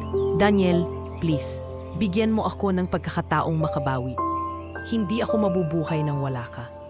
Mabilis siyang sinalubong ng mga empleyado, ngunit pinigilan sila ni Daniel. Leave us, utos niya. Pagkasara ng pinto, hinarap niya si Clarice. Clarice, tigilan mo na. Hindi na magbabago ang isip ko. Ang ginawa mo sa nanay ko ay hindi na mababawi ng kahit anong pagsisisi. Hindi na ako babalik sa dati. Umiyak si Clarice, halos magmakaawa. Pero Daniel, mawawala ang lahat sa akin. Ang pamilya ko, ang mga kaibigan ko, lahat sila'y huhusga sa akin. Hindi ko problema iyon, mariing sagot ni Daniel. Pinili mong sirain ang tiwala ko, at ngayon, pinipili kong tapusin ito. Huwag mo nang dagdagan ang sakit na naidulot mo. Napaiyak si Clarice at lumabas ng opisina. At iyon ang huling beses na nakita ni Daniel ang dating fiancé. Pagbalik niya sa bahay, sinalubong siya ng ina na may masarap na nilutong tinola. Anak, halika na, kumain na tayo. Kailangan mong magpalakas. Habang kumakain sila, ramdam ni Daniel ang kapayapaan na matagal na niyang hinahanap. Sa gitna ng lahat ng gulo at intriga, natutunan niyang mas mahalaga ang tunay na pagmamahal kaysa sa kahit anong kasikatan o kayamanan. Sa gabing iyon, humarap siya sa kanyang ina at mahigpit na nangako. Nay, mula ngayon, uunahin ko ang kaligayahan niyo. Hindi na ako magpapabulag sa huwad na pagmamahal. Lahat ng gagawin ko ay para sa ikabubuti natin. At habang hawak ang kamay ng kanyang ina, naramdaman ni Daniel ang bagong sigla. Hindi siya natalo, bagkus mas lalo siyang tumibay. Sapagkat sa bawat sugat at pagkakamali, natutunan niyang ang tunay na laban ay hindi para sa sariling kapakanan, kundi para sa pamilyang kailanman ay hindi tatalikod sa kanya. Matapos tuluyang tapusin ni Daniel ang relasyon nila ni Clarice, hindi naging madali ang mga sumunod na araw. Ang balita ng kanilang paghihiwalay ay mabilis na kumalat, hindi lamang sa kanilang baryo, kundi maging sa Maynila. Ang mga pahayagan at online articles ay puno ng espekulasyon at chismis. May mga nagsasabing si Daniel ang may kasalanan, na iniwan niya si Clarice para sa ibang babae.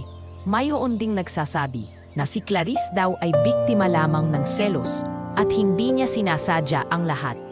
Daniel, nakita mo na ba ito? Ano? Ni Marco, isa sa matagal ng kaibigan at kasamahan niya sa negosyo. Habang ipinapakita ang cellphone, nasa screen ang isang headline. Business tycoon, iniwan ang fiancé. Totoo bang ina ang dahilan? Napabuntong hininga si Daniel. Hindi na ako nagtataka. Gagawin ng pamilya ni Clarice ang lahat para linisin ang pangalan niya. Pero kahit anong sabihin nila, alam ko ang totoo. At higit sa lahat, alam ng nanay ko ang nangyari. Habang mas lalong lumalaki ang usapin, ramdam ni Daniel na unti-unting naaapektuhan ang kanyang negosyo. May ilang investors ang umatras dahil ayaw nilang madawit sa kontrobersya. Ang ilang partners ay nagdadalawang isip kung itutuloy pa ba ang kanilang mga kontrata. Sir, wika ng kanyang sekretarya isang umaga. May 3 clients po ang nag-back out. Sabi nila, baka makaapekto raw sa reputasyon nila ang kasalukuyang issue. Tumango si Daniel, kahit ramdam niya ang bigat. Kung ganon, hayaang umalis ang ayaw. Mas pipiliin ko pang magsimula muli kaysa makipagsosyo sa mga taong hindi marunong magtiwala. Ngunit hindi lang negosyo ang naapektuhan. Maging ang kanyang personal na buhay ay naging target ng mga mapanirang salita. Sa social media, marami ang bumabati sa kanya. Hindi marunong rumespeto sa babae, pambansang heartbreaker, at iba pang masasakit na bansag ang ibinibigay sa kanya. Isang gabi, habang nakaupo si Daniel sa beranda ng kanilang bahay, dumating si Aling Marta, dala ang isang tasa ng kape. Anak, bakit ganyan ang itsura mo? Halos hindi ka na makangiti. Napayuko si Daniel. Nay, lahat sila laban sa akin. Sa negosyo, sa lipunan, parang ako ang kontrabida. Hindi ko alam kung hanggang kailan ko kakayanin. Hinawakan ni Aling Marta ang kamay ng anak at mahigpit na pinisil. Anak, kahit ang buong mundo ay talikuran ka, tandaan mong nandito ako. Huwag mong hayaan na ang maling opinyon ng tao ang magdikta kung sino ka. Alam ko ang totoo at iyon ang mahalaga. Naluha si Daniel at niyakap ang kanyang ina. Salamat, Nay. Kung wala kayo, baka sumuko na ako. Ngunit hindi rin nawalan ng lakas ng loob si Daniel. Kahit batbat ng intriga, ipinagpatuloy niya ang kanyang mga proyekto. Pumunta siya sa mga baryo upang personal na magbigay ng tulong. Dala ang mga scholarship program at livelihood projects na dati niyang pinasimulan. Daniel, sigaw ng isang bata habang inaabot ang mga school supplies na kanyang dala. Salamat po, makakapag-aral na ako ng maayos. Ngumiti si Daniel at pinunasan ang pawis sa noo.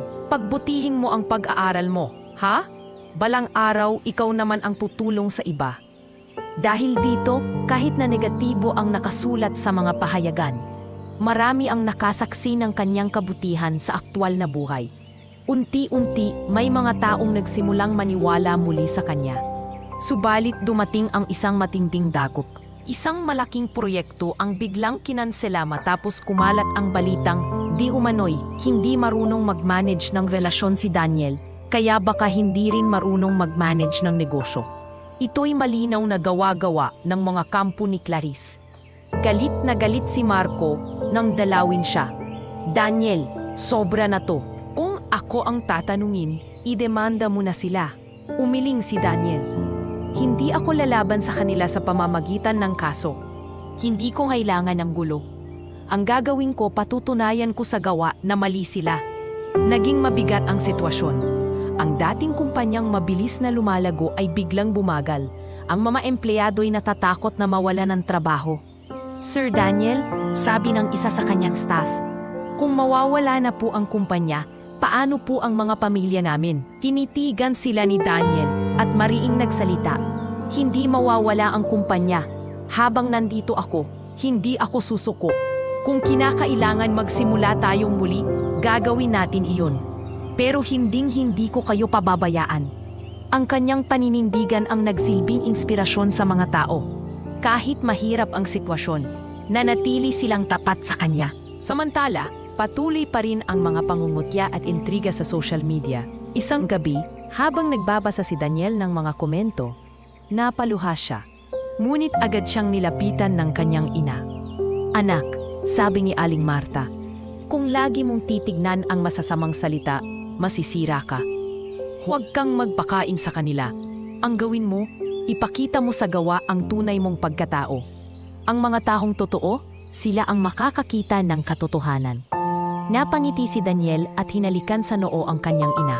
Nay, kayo talaga ang lakas ko. Hindi ako mawawala hanggat nandyan kayo. Sa kabila ng matinding pagsubok, hindi nagpatinag si Daniel. Pinili niyang manatiling matatag, hindi para patunayan ang sarili sa mga naninira, kundi para ipakita sa kanyang ina na hindi masasayang ang lahat ng sakripisyong ginawa nito. At sa mga gabing mag-isa siyang nag-iisip, paulit-ulit niyang inuusal.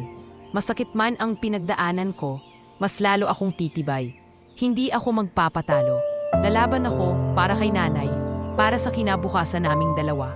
Sa gitna ng lahat ng kontrobersya, intriga, at pag-atras ng ilang mga investors, dumating ang panahong kailangan ni Daniel na magdesisyon. Hindi na niya kayang makita ang kanyang kumpanya na unti-unting nadadala ng masamang pangalan dahil lamang sa iskandalo. Kaya isang araw, kinausap niya ang kanyang mga tauhan, mga kasama, panimula ni Daniel habang nakatayo sa harap ng kanyang mga empleyado. Alam kong marami sa inyo ang nag-aalala. Oo, totoo, humina ang negosyo dahil sa mga chismis at maling akusasyon. Pero gusto kong malaman ninyo na hindi dito nagtatapos ang lahat.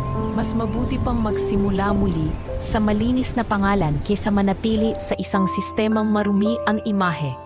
Tahimik ang lahat. Ngunit naramdaman niya ang bigat ng kanilang mga tingin. Isa sa kanila, si Ramon, ang matagal ng driver ng kumpanya, ang unang nagsalita. Sir, kung saan ka pupunta, susunod ako. Napatunayan niya na hindi mo kami pinapabayaan. Kung magsisimula ka muli, sasama kami. Sinundan siya ng iba pa. Sir Daniel, hindi namin iiwan ang taong naging tapat sa amin. Napaluha si Daniel sa narinig. Kahit na may iilang lumayo, naroon pa rin ang ilan na handang magtiwala. At yon ang kanyang naging lakas. Makalipas ang ilang linggo, nang pa siya siyang bumalik muna sa kanilang probinsya upang magpahinga at muling mag-isip ng mga plano. Sa pagdating niya sa kanilang baryo, sinalubong siya ng mga kapitbahay. Hindi sila nagtanong tungkol sa mga balita o sa hiwalayan niya kay Clarice. Sa halip, niyakap siya ng mga ito at nagpasalamat sa mga proyektong nauna na niyang naitulong. Daniel, dahil sa mga binigay mong kagamitan, nakakapag-aral na ang mga anak namin, sabi ni Aling Rosa. Salamat sa scholarship na binigay mo, sir. Nakakapag-college na po ako ngayon, sabi ng isang kabataan. Ngumiti si Daniel at doon niya naramdaman ang kapayapaan. Wala siyang pakialam sa sinasabi ng media at ng mga taong hindi naman nakakaintindi sa kanyang pinagdaanan. Ang mahalaga, nakikita niya ang bunga ng kanyang kabutihan. Sa piling ng kanyang ina, mas lalo siyang nagkaroon ng direksyon. Tuwing umaga, sabay silang nag-aalmusal ng mainit na lugaw at tuyo. Sa hapon, naglalakad sila sa tabing dagat, pinagmamasdan ang paglubog ng araw. "Anak," sabi ni Aling Marta habang nakaupo sa bangko, "alam kong marami kang pinagdadaanan. Pero gusto kong makitang mong minsan, hindi masama ang magsimula muli. Ang pagbabalik sa pinagmulan ay hindi pagkatalo, kundi isang pagkakataon para makita ang tunay na halaga ng buhay." Napaisip si Daniel, "Nay, tama kayo. Marahil kailangan kong bumalik sa simpleng paraan ng pamumuhay upang makita ko ang mas malinaw na landas. Hindi lang negosyo ang mahalaga. Ang mahalaga ay ang mga taong natutulungan ko, lalo na kayo." Dahil dito, nagsimula siyang tumulong muli sa komunidad. Naglaan siya ng oras upang turuan ang mga kabataan tungkol sa negosyo at tamang paghawak ng pera. Tuwing Sabado, nagsasagawa siya ng libreng seminar sa barangay hall. "Mga bata," wika ni Daniel sa isang pagtitipon, "huwag kayong mawala ng pag-asa. Kahit mahirap ang simula, may paraan para umasenso. Hindi kailangang maging milyonaryo agad. Ang mahalaga, marangal at tapat kayo sa lahat ng ginagawa ninyo." Ang kanyang mga salita ay nagbigay inspirasyon sa marami. Unti-unti, nagsimula siyang makilala, hindi na bilang negosyanteng nadawit sa iskandalo, kundi bilang huwarang lider sa kanilang komunidad. Samantala, si Aling Marta ay nakitang muling sumisigla. Kahit baldado, palaging nasa tabi ng anak. Madalas niyang sabihin, "Hindi ako pabigat sa iyo, anak. Ako'y iyong inspirasyon." Isang gabi, habang magkasama silang nakaupo sa balkonahe, nagkuwentuhan sila. "Nay, naaalala ko pa, noong bata ako, lagi niyong sinasabi na hindi mahalaga kung gaano kahirap ang buhay, basta marangal. Ngayon ko mas lalo iyon naintindihan. Ang negosyo, ang pera, maaaring mawala lahat iyon. Pero ang marangal na pangalan at ang pagmamahal natin sa isa't isa, iyon ang tunay na kayamanan." Ngumiti si Aling Marta, "Anak, iyon ang pinakamagandang narinig ko mula sa iyo. Huwag mong kalilimutan iyan kahit dumating pa ang maraming pagsubok." Habang tumatagal, mas lalo pang napagtibay ni Daniel ang kanyang paniniwala. Sa pagbabalik niya sa simula, natutunan niyang hindi palaging tungkol sa kayamanan at prestihiyo ang tunay na tagumpay. Minsan, kailangan mong bumalik sa pinagmulan upang makita kung ano ang mas mahalaga. Ang pagmamahal ng pamilya, ang tiwala ng mga tunay na kaibigan, at ang pag-asa ng mga taong natutulungan mo. At sa kanyang puso, batid niyang iyon ang pinakamahalagang pundasyon upang muling bumangon at magtagumpay. Hindi bilang taong hinahangaan ng lipunan, kundi bilang anak na hindi kailanman bumitaw sa kanyang pangako, na hindi pababayaan ang kanyang ina, at gagamitin ang kanyang buhay para sa kabutihan ng iba. Habang nananatili si Daniel sa probinsya kasama ang kanyang ina, hindi siya nakontento na manahimik lamang. Alam niyang may kakayahan pa siyang bumangon mula sa pagkakalugmok. Kung ang ibang tao ay tumalikod sa kanya dahil sa mga intriga, may ilan pa ring naniniwala sa kanyang kakayahan at integridad. Sila ang naging binhi ng panibagong pag-asa. Isang araw, kinausap siya ni Marco, ang matagal na niyang kaibigan at business partner. "Daniel, alam kong gusto mong magpahinga rito kasama si Aling Marta. Pero hindi mo pwedeng hayaan na manatili kang nakatali sa eskandalong iyon. Kilala kita, may talento ka, may puso ka para sa negosyo. Kailangan mong bumangon muli." Napaisip si Daniel at tumingin sa kanyang ina na nakaupo sa gilid, nakikinig sa kanilang usapan. "Anak," sabi ni Aling Marta, "huwag mong hayaang masayang ang lahat ng pinagpaguran mo. Kung para sa akin ka natatakot, huwag kang mangamba. Ang pangarap ko ay makita kang muling tumindig at tumulong sa mas marami pang tao." Dahil sa mga salitang iyon, muling nagliyab ang apoy sa puso ni Daniel. Nagdesisyon siyang muling bumuo ng negosyo. Hindi para ipakita sa mga taong nanira sa kanya na kaya niyang bumangon, kundi para ipakita sa kanyang ina at sa buong komunidad na ang tunay na tagumpay ay nakabatay sa malasakit at prinsipyo. Nagsimula siya sa maliit. Imbes na bumalik agad sa malakihang investments, nakipagtulungan siya sa mga magsasaka at mangingisda sa kanilang baryo. Hindi na kayo magbebenta sa gitna ng palengke ng lugi, sabi ni Daniel. Bibilhin ko ang mga produkto ninyo ng tama sa halaga at ibebenta natin ito sa tamang pamilihan sa Maynila. Maraming tao ang nag-alinlangan noong una. Ngunit nang makita nilang tapat si Daniel at hindi sila naloloko, nagsimula silang magtiwala. Unti-unti, lumawak ang network ng kanyang suppliers. Naging mas maayos ang kita ng mga magsasaka at mangingisda, at sa bawat paglago ng kanilang ani, naramdaman nila ang halaga ng pagiging patas. Isang gabi, habang nagbibilang ng kita sa maliit na opisina na ginawa niya sa baryo, numipi si Daniel. Nay, hindi ito kasing laki ng dati kong kumpanya, pero mas masarap sa pakiramdam. Kasi nakikita kong marami ang natutulungan natin. Mumiti si Aling Marta, hawak ang kanyang tungkod. Anak, mas maganda na ito. Dahil na yon, hindi lang ikaw ang umaangat, pati ang mga tao sa paligid mo.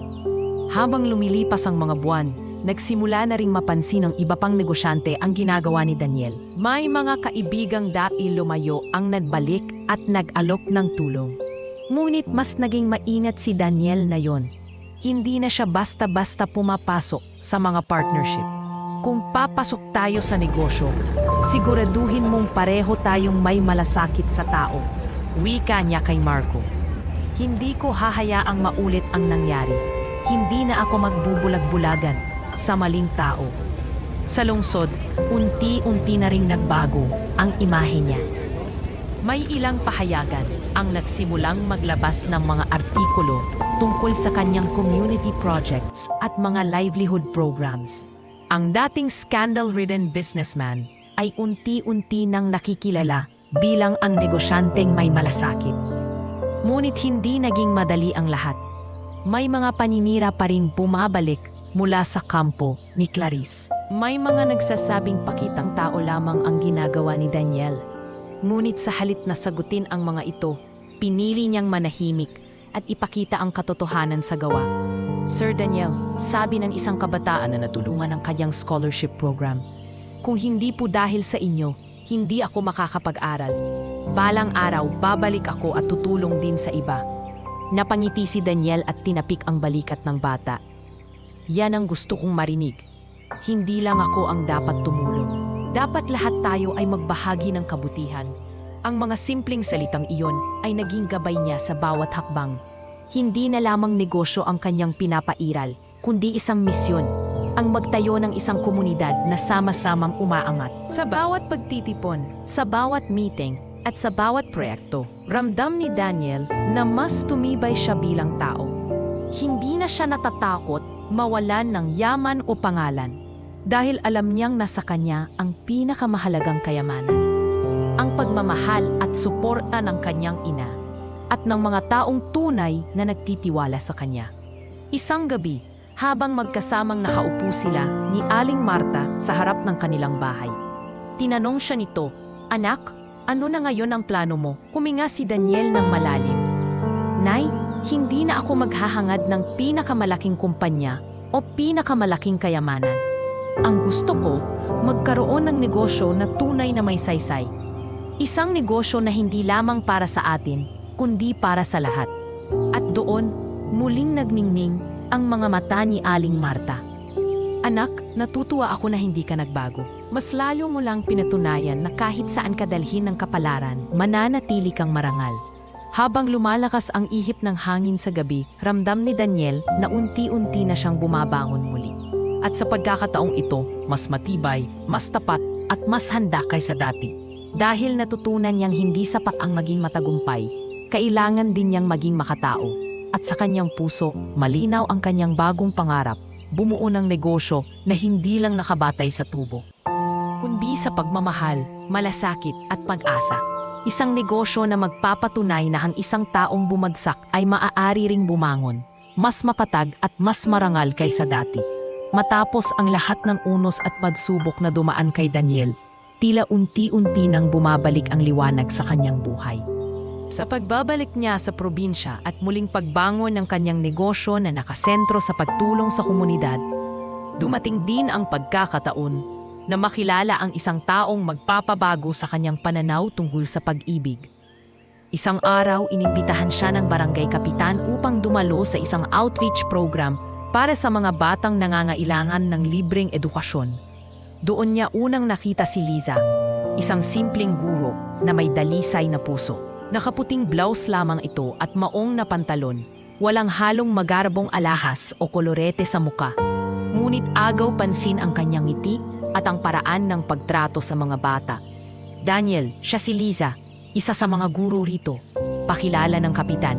Agal na niyan pangarap ang magkaroon ng libreng silid-aralan para sa mga batang hindi kayang makapag-aral.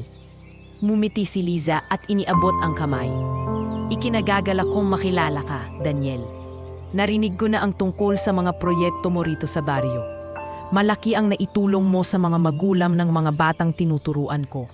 Bahagyang nagulat si Daniel sa kababaang loob ng dalaga. Hindi siya katulad ng mga babaeng nakilala niya sa lungsod na laging puno ng ambisyon at pagpapakitang tao. Si Liza ay simple, ngunit may kakaibang ningning sa kanyang mga mata. Habang lumilipas ang oras, napansin ni Daniel kung gaano kahusay si Liza sa pakikipag-usap sa mga bata. Hinahaplos nito ang buhok ng isang batang umiiyak dahil wala itong dalang lapis at agad na binigyan ng isa mula sa sarili niyang bag. Huwag kang malungkot. Ang mahalaga, andito ka at handang matuto, sabi nito sa bata. Mula noon, nagsimula nang magkaroon ng koneksyon sina Daniel at Liza. Madalas silang nagkikita sa mga proyekto at pagtutulungan para sa kapakanan ng mga bata. Minsan, sabay silang naglilibot sa mga kabahayan upang magbugay ng school supplies. Sa bawat pagkakataon, lalo pang nahulog ang loob ni Daniel sa kabutihan ng dalaga. Isang gabi, matapos ang isang matagumpay na feeding program, nag-alok si Daniel na ihatid si Liza pauwi.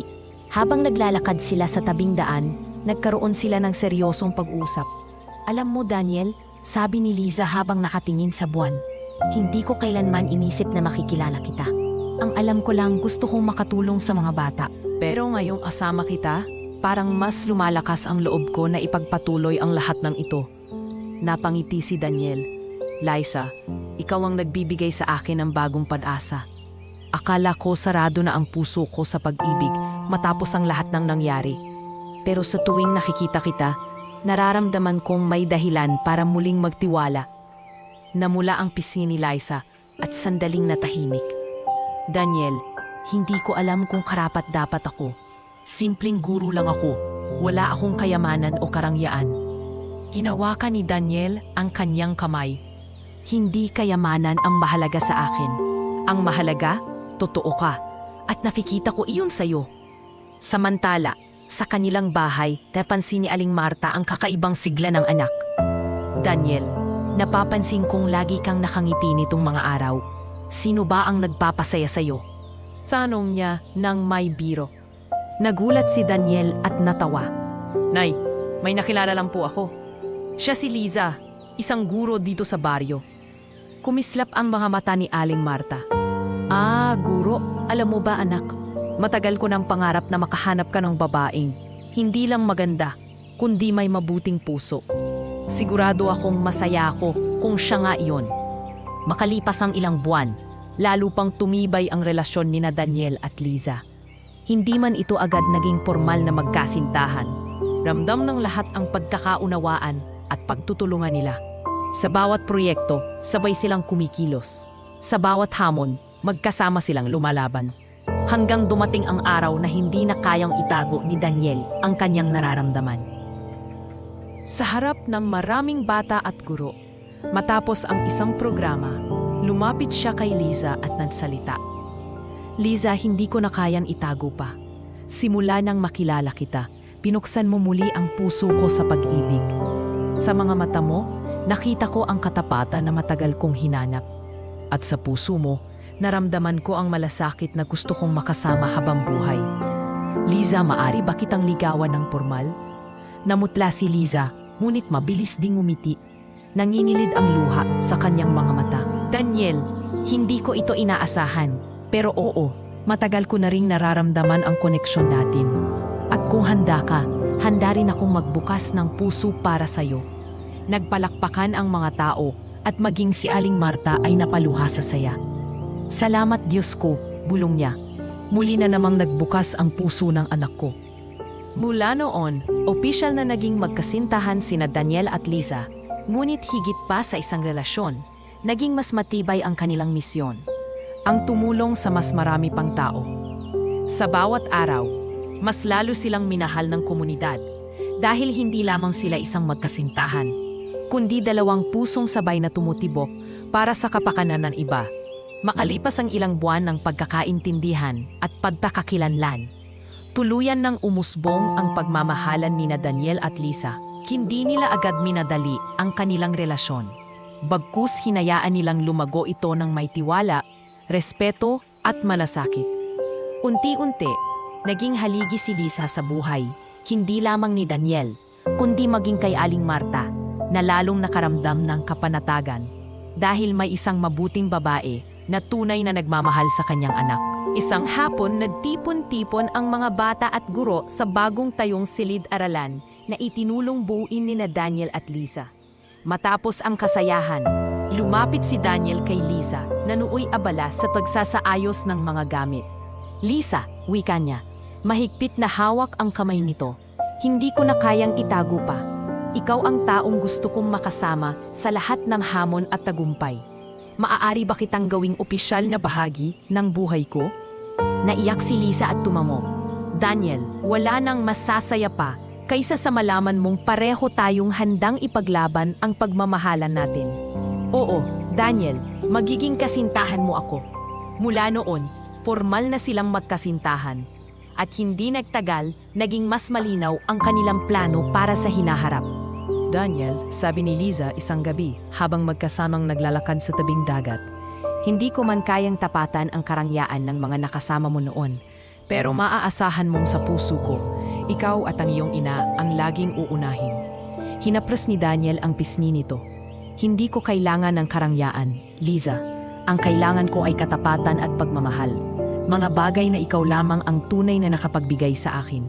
Sa piling ni Liza, muling naramdaman ni Daniel ang kapayapaan na matagal nang nawala. Hindi na siya nag-iisa sa laban. Sa bawat proyekto at pagtulong sa komunidad, kasama niya si Liza. At si Aling Marta, na ngayoy madalas na nakangiti, ay buo ang tiwala na ang anak niya ay nasa mabuting kamay. Lumipas ang mga buwan at dumating ang sandaling nagpasya si Daniel na dalhin ang kanilang relasyon sa susunod na yugto. Sa isang simpleng pagtitipon sa baryo, sa harap ng mga kababayan na itinuring na ring pamilya, lumuhod si Daniel at inilabas ang isang singsing. "Liza," wika niya habang nanginginig ang boses, "sa lahat ng pinagdaanan ko, sa lahat ng sugat at luha, ikaw ang naging gamot at ginhawa. Ikaw ang bagong umaga sa buhay ko. Ikinararangal kong hingin ang iyong kamay." "Pakakasalan mo ba ako?" Napatakip ng bibig si Liza at napaluha. "Daniel, oo, papayag ako." Nagpalakpakan ng lahat at sa gilid, hindi mapigilan ni Aling Marta ang pag-iyak. "Salamat, Panginoon," bulong niya. "Natupad din ang pangarap kong makita ang anak kong magkaroon ng tunay na kaligayahan." Ang kasal ay hindi marangya, ngunit puno ng kahulugan. Sa ilalim ng mga parol at simpleng dekorasyon, nagtipon ang buong baryo upang saksihan ang kanilang pag-iisa. Hindi kayamanan ang ipinagmalaki ni Daniel, kundi ang kanyang pamilya at ang kanilang malasakit sa iba. Sa harap ng altar habang nakatingin si Daniel kay Lisa, dama niya ang tunay na kaligayahan. "Hindi ako magsasawang mahalin ka, Lisa. Ikaw at si Nanay ang pinakamahalagang biyaya sa akin." At sumagot si Lisa, may luha sa kanyang mga mata. "Daniel, sa hirap at ginhawa, kasama mo ako. Hindi kita iiwan at aalagaan ko rin si Nanay na parang sarili kong ina." Pagkatapos ng kasal, nagsimula silang bumuo ng isang baging pamilya. Hindi lamang sa literal na kahulugan, kundi sa mas malawak na pananaw. Ang kanilang pamilya ay binuo ng pagmamahalan, pagkakaisa at malasakit sa komunidad. Naging halimbawa sila ng pagbangon mula sa pagkawasak at ng pag-asa mula sa mga sugat ng nakaraan. Sa bawat araw, mas pinapatatag nila ang kanilang tahanan. Si Daniel, kahit abala sa negosyo, ay inuuna pa rin ang oras para sa kanyang pamilya. Si Liza naman, patuloy na nagtuturo at nagbibigay inspirasyon sa mga kabataan. At si Aling Marta, kahit baldado, ay masigla at masaya sapagkat nararamdaman niyang hindi siya pabigat, kundi isang mahalagang bahagi ng kanilang buhay. Isang gabi, habang sabay-sabay silang naghapunan, nagsalita si Aling Marta. "Anak, Liza, salamat sa lahat ng pagmamahal na ibinabahagi ninyo. Ngayon, ramdam ko na ang tunay na kayamanan ay hindi ang ginto o salapi, kundi ang pamilya at ang malasakit sa kapwa." Nagkatinginan sina Daniel at Lisa at sabay na ngumiti. "Nay," sagot ni Daniel, "yun din ang natutunan ko. At pangako ko, kahit ano pa ang dumating na pagsubok, mananatili tayong buo." At sa gabing iyon, malinaw na malinaw kay Daniel ang larawan ng bagong yugto ng kanyang buhay. Isang pamilya na hindi perpekto, ngunit tunay. Isang tahanan na hindi marangya, ngunit puno ng pagmamahal. At isang kinabukasan na hindi nakabatay sa yaman, kundi sa tibay ng kanilang samahan. Lumipas ang ilang taon matapos ikasal sina Daniel at Lisa. Unti-unting naging tahimik at payapa ang buhay nila sa probinsya. Hindi man marangya ang kanilang tahanan, ito na may puno ng pagmamahal at halakhak. Sa bawat aram, lalong tumitibay ang kanilang samahan bilang pamilya. At si Aling Marta, na dati puno ng sakit at lungkot, ngayon ay nakangiti at kontento na sa kanyang paligid. Isang umaga, habang naglalagay ng bulaklak sa hardin si Liza, lumapit si Aling Marta na nakaupo sa kanyang wheelchair. "Liza, hindi ko alam kung paano kita pasasalamatan," wika nito habang tinitingnan ang masiglang mga halaman. "Sa pagdating mo sa buhay ni Daniel, nagkaroon din ako ng bagong anak. Hindi na ako natatakot na pabigat." Lumapit si Liza at marahang hinaplos ang balikat ng biyanan. "Nay, huwag niyo pong isipin na pabigat kayo. Kayo po ang lakas at inspirasyon namin ni Daniel. Kung wala kayo, wala rin kami ngayon sa kinalalagyan namin." Sa likod ng mga salitang iyon, dama ni Aling Marta ang lalim ng pagmamahal at respeto na matagal na niyang hinangad. Sa bawat hapagkainan, ramdam niya na hindi siya isinasantabi. Sa halip, siya ang pinakikinggan, pinapahalagahan at iginagalang. "Daniel," sabi niya isang gabi habang sabay silang nanonood ng bituin sa labas ng bahay, "natupad na ang pangarap ko. Nakita kong hindi ka lamang naging matagumpay, kundi naging mabuting tao rin. Masaya na ako, anak. Hindi ko na hinihingi pa ang iba." Niyakat siya ni Daniel ng mahigpit. "Nay, kayo ang dahilan kung bakit ako naging ganito. Lahat ng tagumpay ko, lahat ng sakripisyo ko, para sa inyo. At ngayon, pangako ko, sa natitirang buhay ninyo, mararamdaman nyo ang kapayapaan at pagmamahal." Habang lumilipas ang mga araw, mas lalo pang lumalapit si Aling Marta kay Lisa. Kapag abala si Daniel sa mga proyekto, si Lisa ang palaging nasa tabi niya. Nagbabasa ng mga lumang kwento, nagtuturo ng mga bagong awitin sa mga bata ng baryo, o kaya'y simpleng nagkukwentuhan habang nagkakape sa umaga. Hindi na niya ramdam ang pagkakahiwalay. Bagkus, dama niya ang tunay na pagiging bahagi ng pamilya. Sa mga simpleng sandaling iyon, muli siyang nagkaroon ng kasiglahan. "Parang bumalik ako sa kabataan ko." Biro niya minsan kay Lisa habang magkasamang naglalagay ng tanim na kamatis. "Kahit baldado na ako, nararamdaman kong may silbi pa rin ako." Mumiti si Lisa. "Nay, hindi po nawawala ang halaga ninyo. Lahat ng payong nyo, lahat ng kwento, malaking aral para sa akin at sa mga batang tinuturuan ko." Samantala, si Daniel ay lalong nagsumikap upang mapabuti ang kanilang buhay. Ngunit hindi na siya abala sa malakihang negosyo sa siyudad. Sa halip, nakatuon siya sa mas makataong proyekto, ang pagbibigay ng kabuhayan sa mga magsasaka, ang pagpapatayo ng maliliit na paaralan, at ang pagsuporta sa mga kabataan. Sa bawat hakbang, lagi niyang kasama ang kanyang ina at asawa. Isang gabi, habang sabay-sabay silang nagdadasal bago matulog, nagwika si Aling Marta.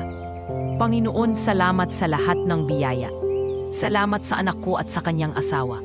Salamat dahil bago ako pumikit sa mundong ito, binigyan ninyo ako ng kapayapaan." Napaluha sina Daniel at Lisa sa mga salitang iyon. Naramdaman nila ang lalim ng kasiyahang gumabalot kay Aling Marta. Hindi na ito ang dating laging nag-iisa at umiiyak sa mga pang-aapi ng iba.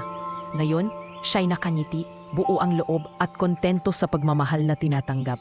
Habang naglalakad si Daniel sa tabing dagat kinabukasan, inalala niya ang lahat ng pinagdaanan nila ng kanyang ina, ang mga gabing nagugutom, ang mga panahong wala silang pera, at ang sakit na dulot ng pagtataksil ni Clarice. Ngunit sa kabila ng lahat, natupad din ang pangarap niya. ang makita ang ina na masaya at ligtas. Pag-uwi niya, nadatnan niya si Lisa at Aling Marta na nagtatawanan sa sala habang nanonood ng lumang pelikula. Napangiti siya. Ito ang tunay na kayamanan, bulong niya sa sarili. Hindi ang pera, hindi ang negosyo, kundi ang kapayapaang nakikita ko sa kanilang mga mukha. Makalipas ang ilang buwan, nagdaos sila ng simpleng handaan para sa kaarawan ni Aling Marta. Nagsama-sama ang buong baryo at sa gitna ng kasiyahan, tumayo si Daniel upang magbigay ng mensahe. Mga kababayan, panimula niya, ang ina ko, ang tunay na dahilan kung bakit ako nandito ngayon. Sa lahat ng hirap, siya ang naging lakas ko. Ngayon, masaya akong ibalita sa inyo na natutupad na ang pangarap ko. Ang makita siyang masaya at iginagalang. Salamat sa lahat ng kasama namin sa paglalakbay na ito. Nagpalakpakan ang lahat at si Aling Marta ay halos maiyak sa sobrang saya. Anak, bulong niya kay Daniel, huwag kang mag-alala. Kahit dumating man ang oras na ako'y mawala, panatag akong iiwanan kita sa piling ng isang mabuting asawa at ng isang pamilyang puno ng pagmamahal. Ngunit mumiti lamang si Daniel at hinawakan ang kamay ng ina. Nay, habang nandito pa kayo, hayaan niyo muna kaming iparamdam sa inyo ang lahat ng pagmamahal na dapat ninyong matanggap. At sa gabing iyon, malinaw na malinaw kay Daniel at Lisa na nakamtan na ni Aling Marta ang kapayapaan na matagal nitong hinanap. Hindi na siya nababalot ng pangungulila o takot. Sa wakas, natupad ang pinakapangarap ng anak na makita ang ina na namumuhay sa kapayapaan, respeto at walang kapantay na pagmamahal. Lumipas pa ang maraming taon at lalo pang nakilala si Daniel hindi lamang bilang isang matagumpay na negosyante, kundi bilang isang huwarang anak at pinuno sa kanilang komunidad. Ang mga pangyayaring minsang nagpabagsak sa kanya ay naging pundasyon upang itayo ang isang mas matibay na kinabukasan. Hindi na lamang siya kilala sa negosyo, kundi bilang taong nag-iwan ng pamana na nakaugat sa malasakit at pagmamahal. Sa baryo, nagsimula ng magbunga ang mga proyektong itinaguyod niya. Ang mga kabataang dating walang pagkakataon ay nakapagtapos na sa kolehiyo dahil sa scholarship programs na kanyang ipinatupad. Isang araw, lumapit sa kanya ang isang binatang guro na dati kanyang scholar. Sir Daniel, salamat po. Dahil sa inyo, nakapagtapos ako at ngayon nagtuturo na ako rito sa ating paaralan. Balang araw, ako naman ang magbibigay ng scholarship para sa mga batang nangangailangan. Napaiyak si Daniel sa narinig. Nakita niya sa mga mata ng binata ang refleksyon ng sarili niyang pangarap noong siya'y bata pa. Ang pangarap na iahon ang sarili mula sa kahirapan at ibalik ang kabutihan sa iba. Samantala, ang kanyang asawa na si Lisa ay nanatiling aktibo sa pagtuturo at sa mga community projects. Madalas silang magkasama sa mga outreach programs kung saan magkasabay nilang tinutulungan ang mga bata at pamilya. Sa bawat programa, ramdam ng lahat ang kanilang dedikasyon. Hindi na sila nakikita bilang mag-asawang marangya, kundi bilang mag-asawang tapat at handang mag-alay ng oras at lakas para sa bayan. Sa tabi nila, si Aling Marta, kahit patanda na, ay patuloy na nagbibigay ng inspirasyon. Kahit baldado, lagi siyang nakaupo sa harap ng kanilang bahay, nakangiti, habang pinagmamasdan ang kanyang anak at manugang na abala sa pagtulong. Anak, sabi niya minsan kay Daniel habang nakatingin sa malayo, na yun, panatag na ako. Kahit anong mangyari, alam kong hindi ka mawawala sa landas ng kabutihan. Humawak si Daniel sa kamay ng ina. Nay, lahat ng ito'y bunga ng mga aral na itinuro niyo. Kung may nakikita man silang kabutihan sa akin, iyon ay dahil pinalaki ninyo akong marangal. Dusting din ang panahon na nakilala si Daniel sa labas ng kanilang baryo. Inimbitahan siyang magsalita sa iba't ibang lungsod tungkol sa pamumuno at malasakit sa kapwa. Sa bawat talumpati, hindi niya nakakaligtaang banggitin ang kanyang ina. Ang lahat ng natutunan ko, wika niya sa isang pagtitipon ng mga negosyante, ay galing sa isang simpleng babae na halos mag-isa akong pinalaki. Ang kanyang kapansanan ay hindi naging hadlang upang maituro niya sa akin ang kahalagahan ng pagtitiis, pagmamahal at katapatan. Siya si Aling Marta at siya ang tunay na inspirasyon ng aking buhay. Nagpalakpakan ang lahat at marami ang napaluha. Si Daniel ay hindi na lamang naging isang pangalan sa mundo ng negosyo, kundi isang simbolo ng pag-asa at inspirasyon para sa lahat ng nakarinig ng kanyang kwento. Ngunit gaya ng lahat ng kwento, dumating din ang oras na kinailangan ni Daniel na harapin ang pinakamahirap na bahagi, ang pagkawala ng kanyang ina. Isang umaga, matapos ang mahabang gabi ng pagtulog, hindi na nagising si Aling Marta. Tahimik siyang pumanaw, may ngiti sa kanyang labi. Tila ba kontento na sa lahat ng kanyang naranasan. Ang buong baryo ay nagluksa. Ngunit sa halip na puro lungkot, ang alaala ni Aling Marta ay nagsilbing liwanag. Sa kanyang libing, dumalo hindi lamang ang kanilang mga kapitbahay, kundi pati rin ang mga skolar, mga magsasaka, at lahat ng natulungan ni Daniel at ng kanyang ina. Bawat isa ay may baong alaala ng kabutihan na iniwan ng mag-ina. Habang nakatayo si Daniel sa tabi ng puntod ng kanyang ina, kasama si Liza, nagwika siya, "Nay, hindi natatapos dito ang lahat. Ang lahat ng itinuro niyo ay ipagpapatuloy ko. At sa bawat batang aking matutulungan, sa bawat proyektong aking maitatayo, dala ko kayo." Lumipas pa ang maraming taon at mas lalo pang lumago ang mga proyektong iniwan ni Daniel. Nakapagpatayo siya ng mga paaralan, ospital at mga livelihood centers. Ang kanyang pangalan ay hindi na lamang nakatatak sa mga gusali, kundi sa puso ng mga taong natulungan niya. Isang araw, tinanong siya ng isang kabataan na nag-aaral sa isang paaralang itinayo niya, "Sir Daniel, paano po ninyo nagawa ang lahat ng ito?" Ngumiti siya at sumagot, "Dahil minahal ko ang aking ina. At dahil tinuruan niya akong magmahal, hindi lamang para sa sarili, kundi para sa lahat." At sa huli, si Daniel, ang dating batang mahirap na minsang binalot ng intriga at sakit, ay naging alamat, hindi dahil sa kayamanan, kundi dahil sa pamana ng malasakit at pagmamahal. Ang kanyang ina, si Aling Marta, ay inalala bilang ina ng isang bayani ng bayan. At ang kanyang pamilya, kasama si Liza, ay kinilala bilang huwaran ng kabutihan at dedikasyon. Sa paglipas ng panahon, nanatiling buhay ang kanilang kwento. Isang paalala na ang tunay na yaman ay hindi nasusukat sa salapi, kundi sa pagmamahal na iniwan at sa pamana ng kabutihan na patuloy na mamumunga sa mga susunod na henerasyon.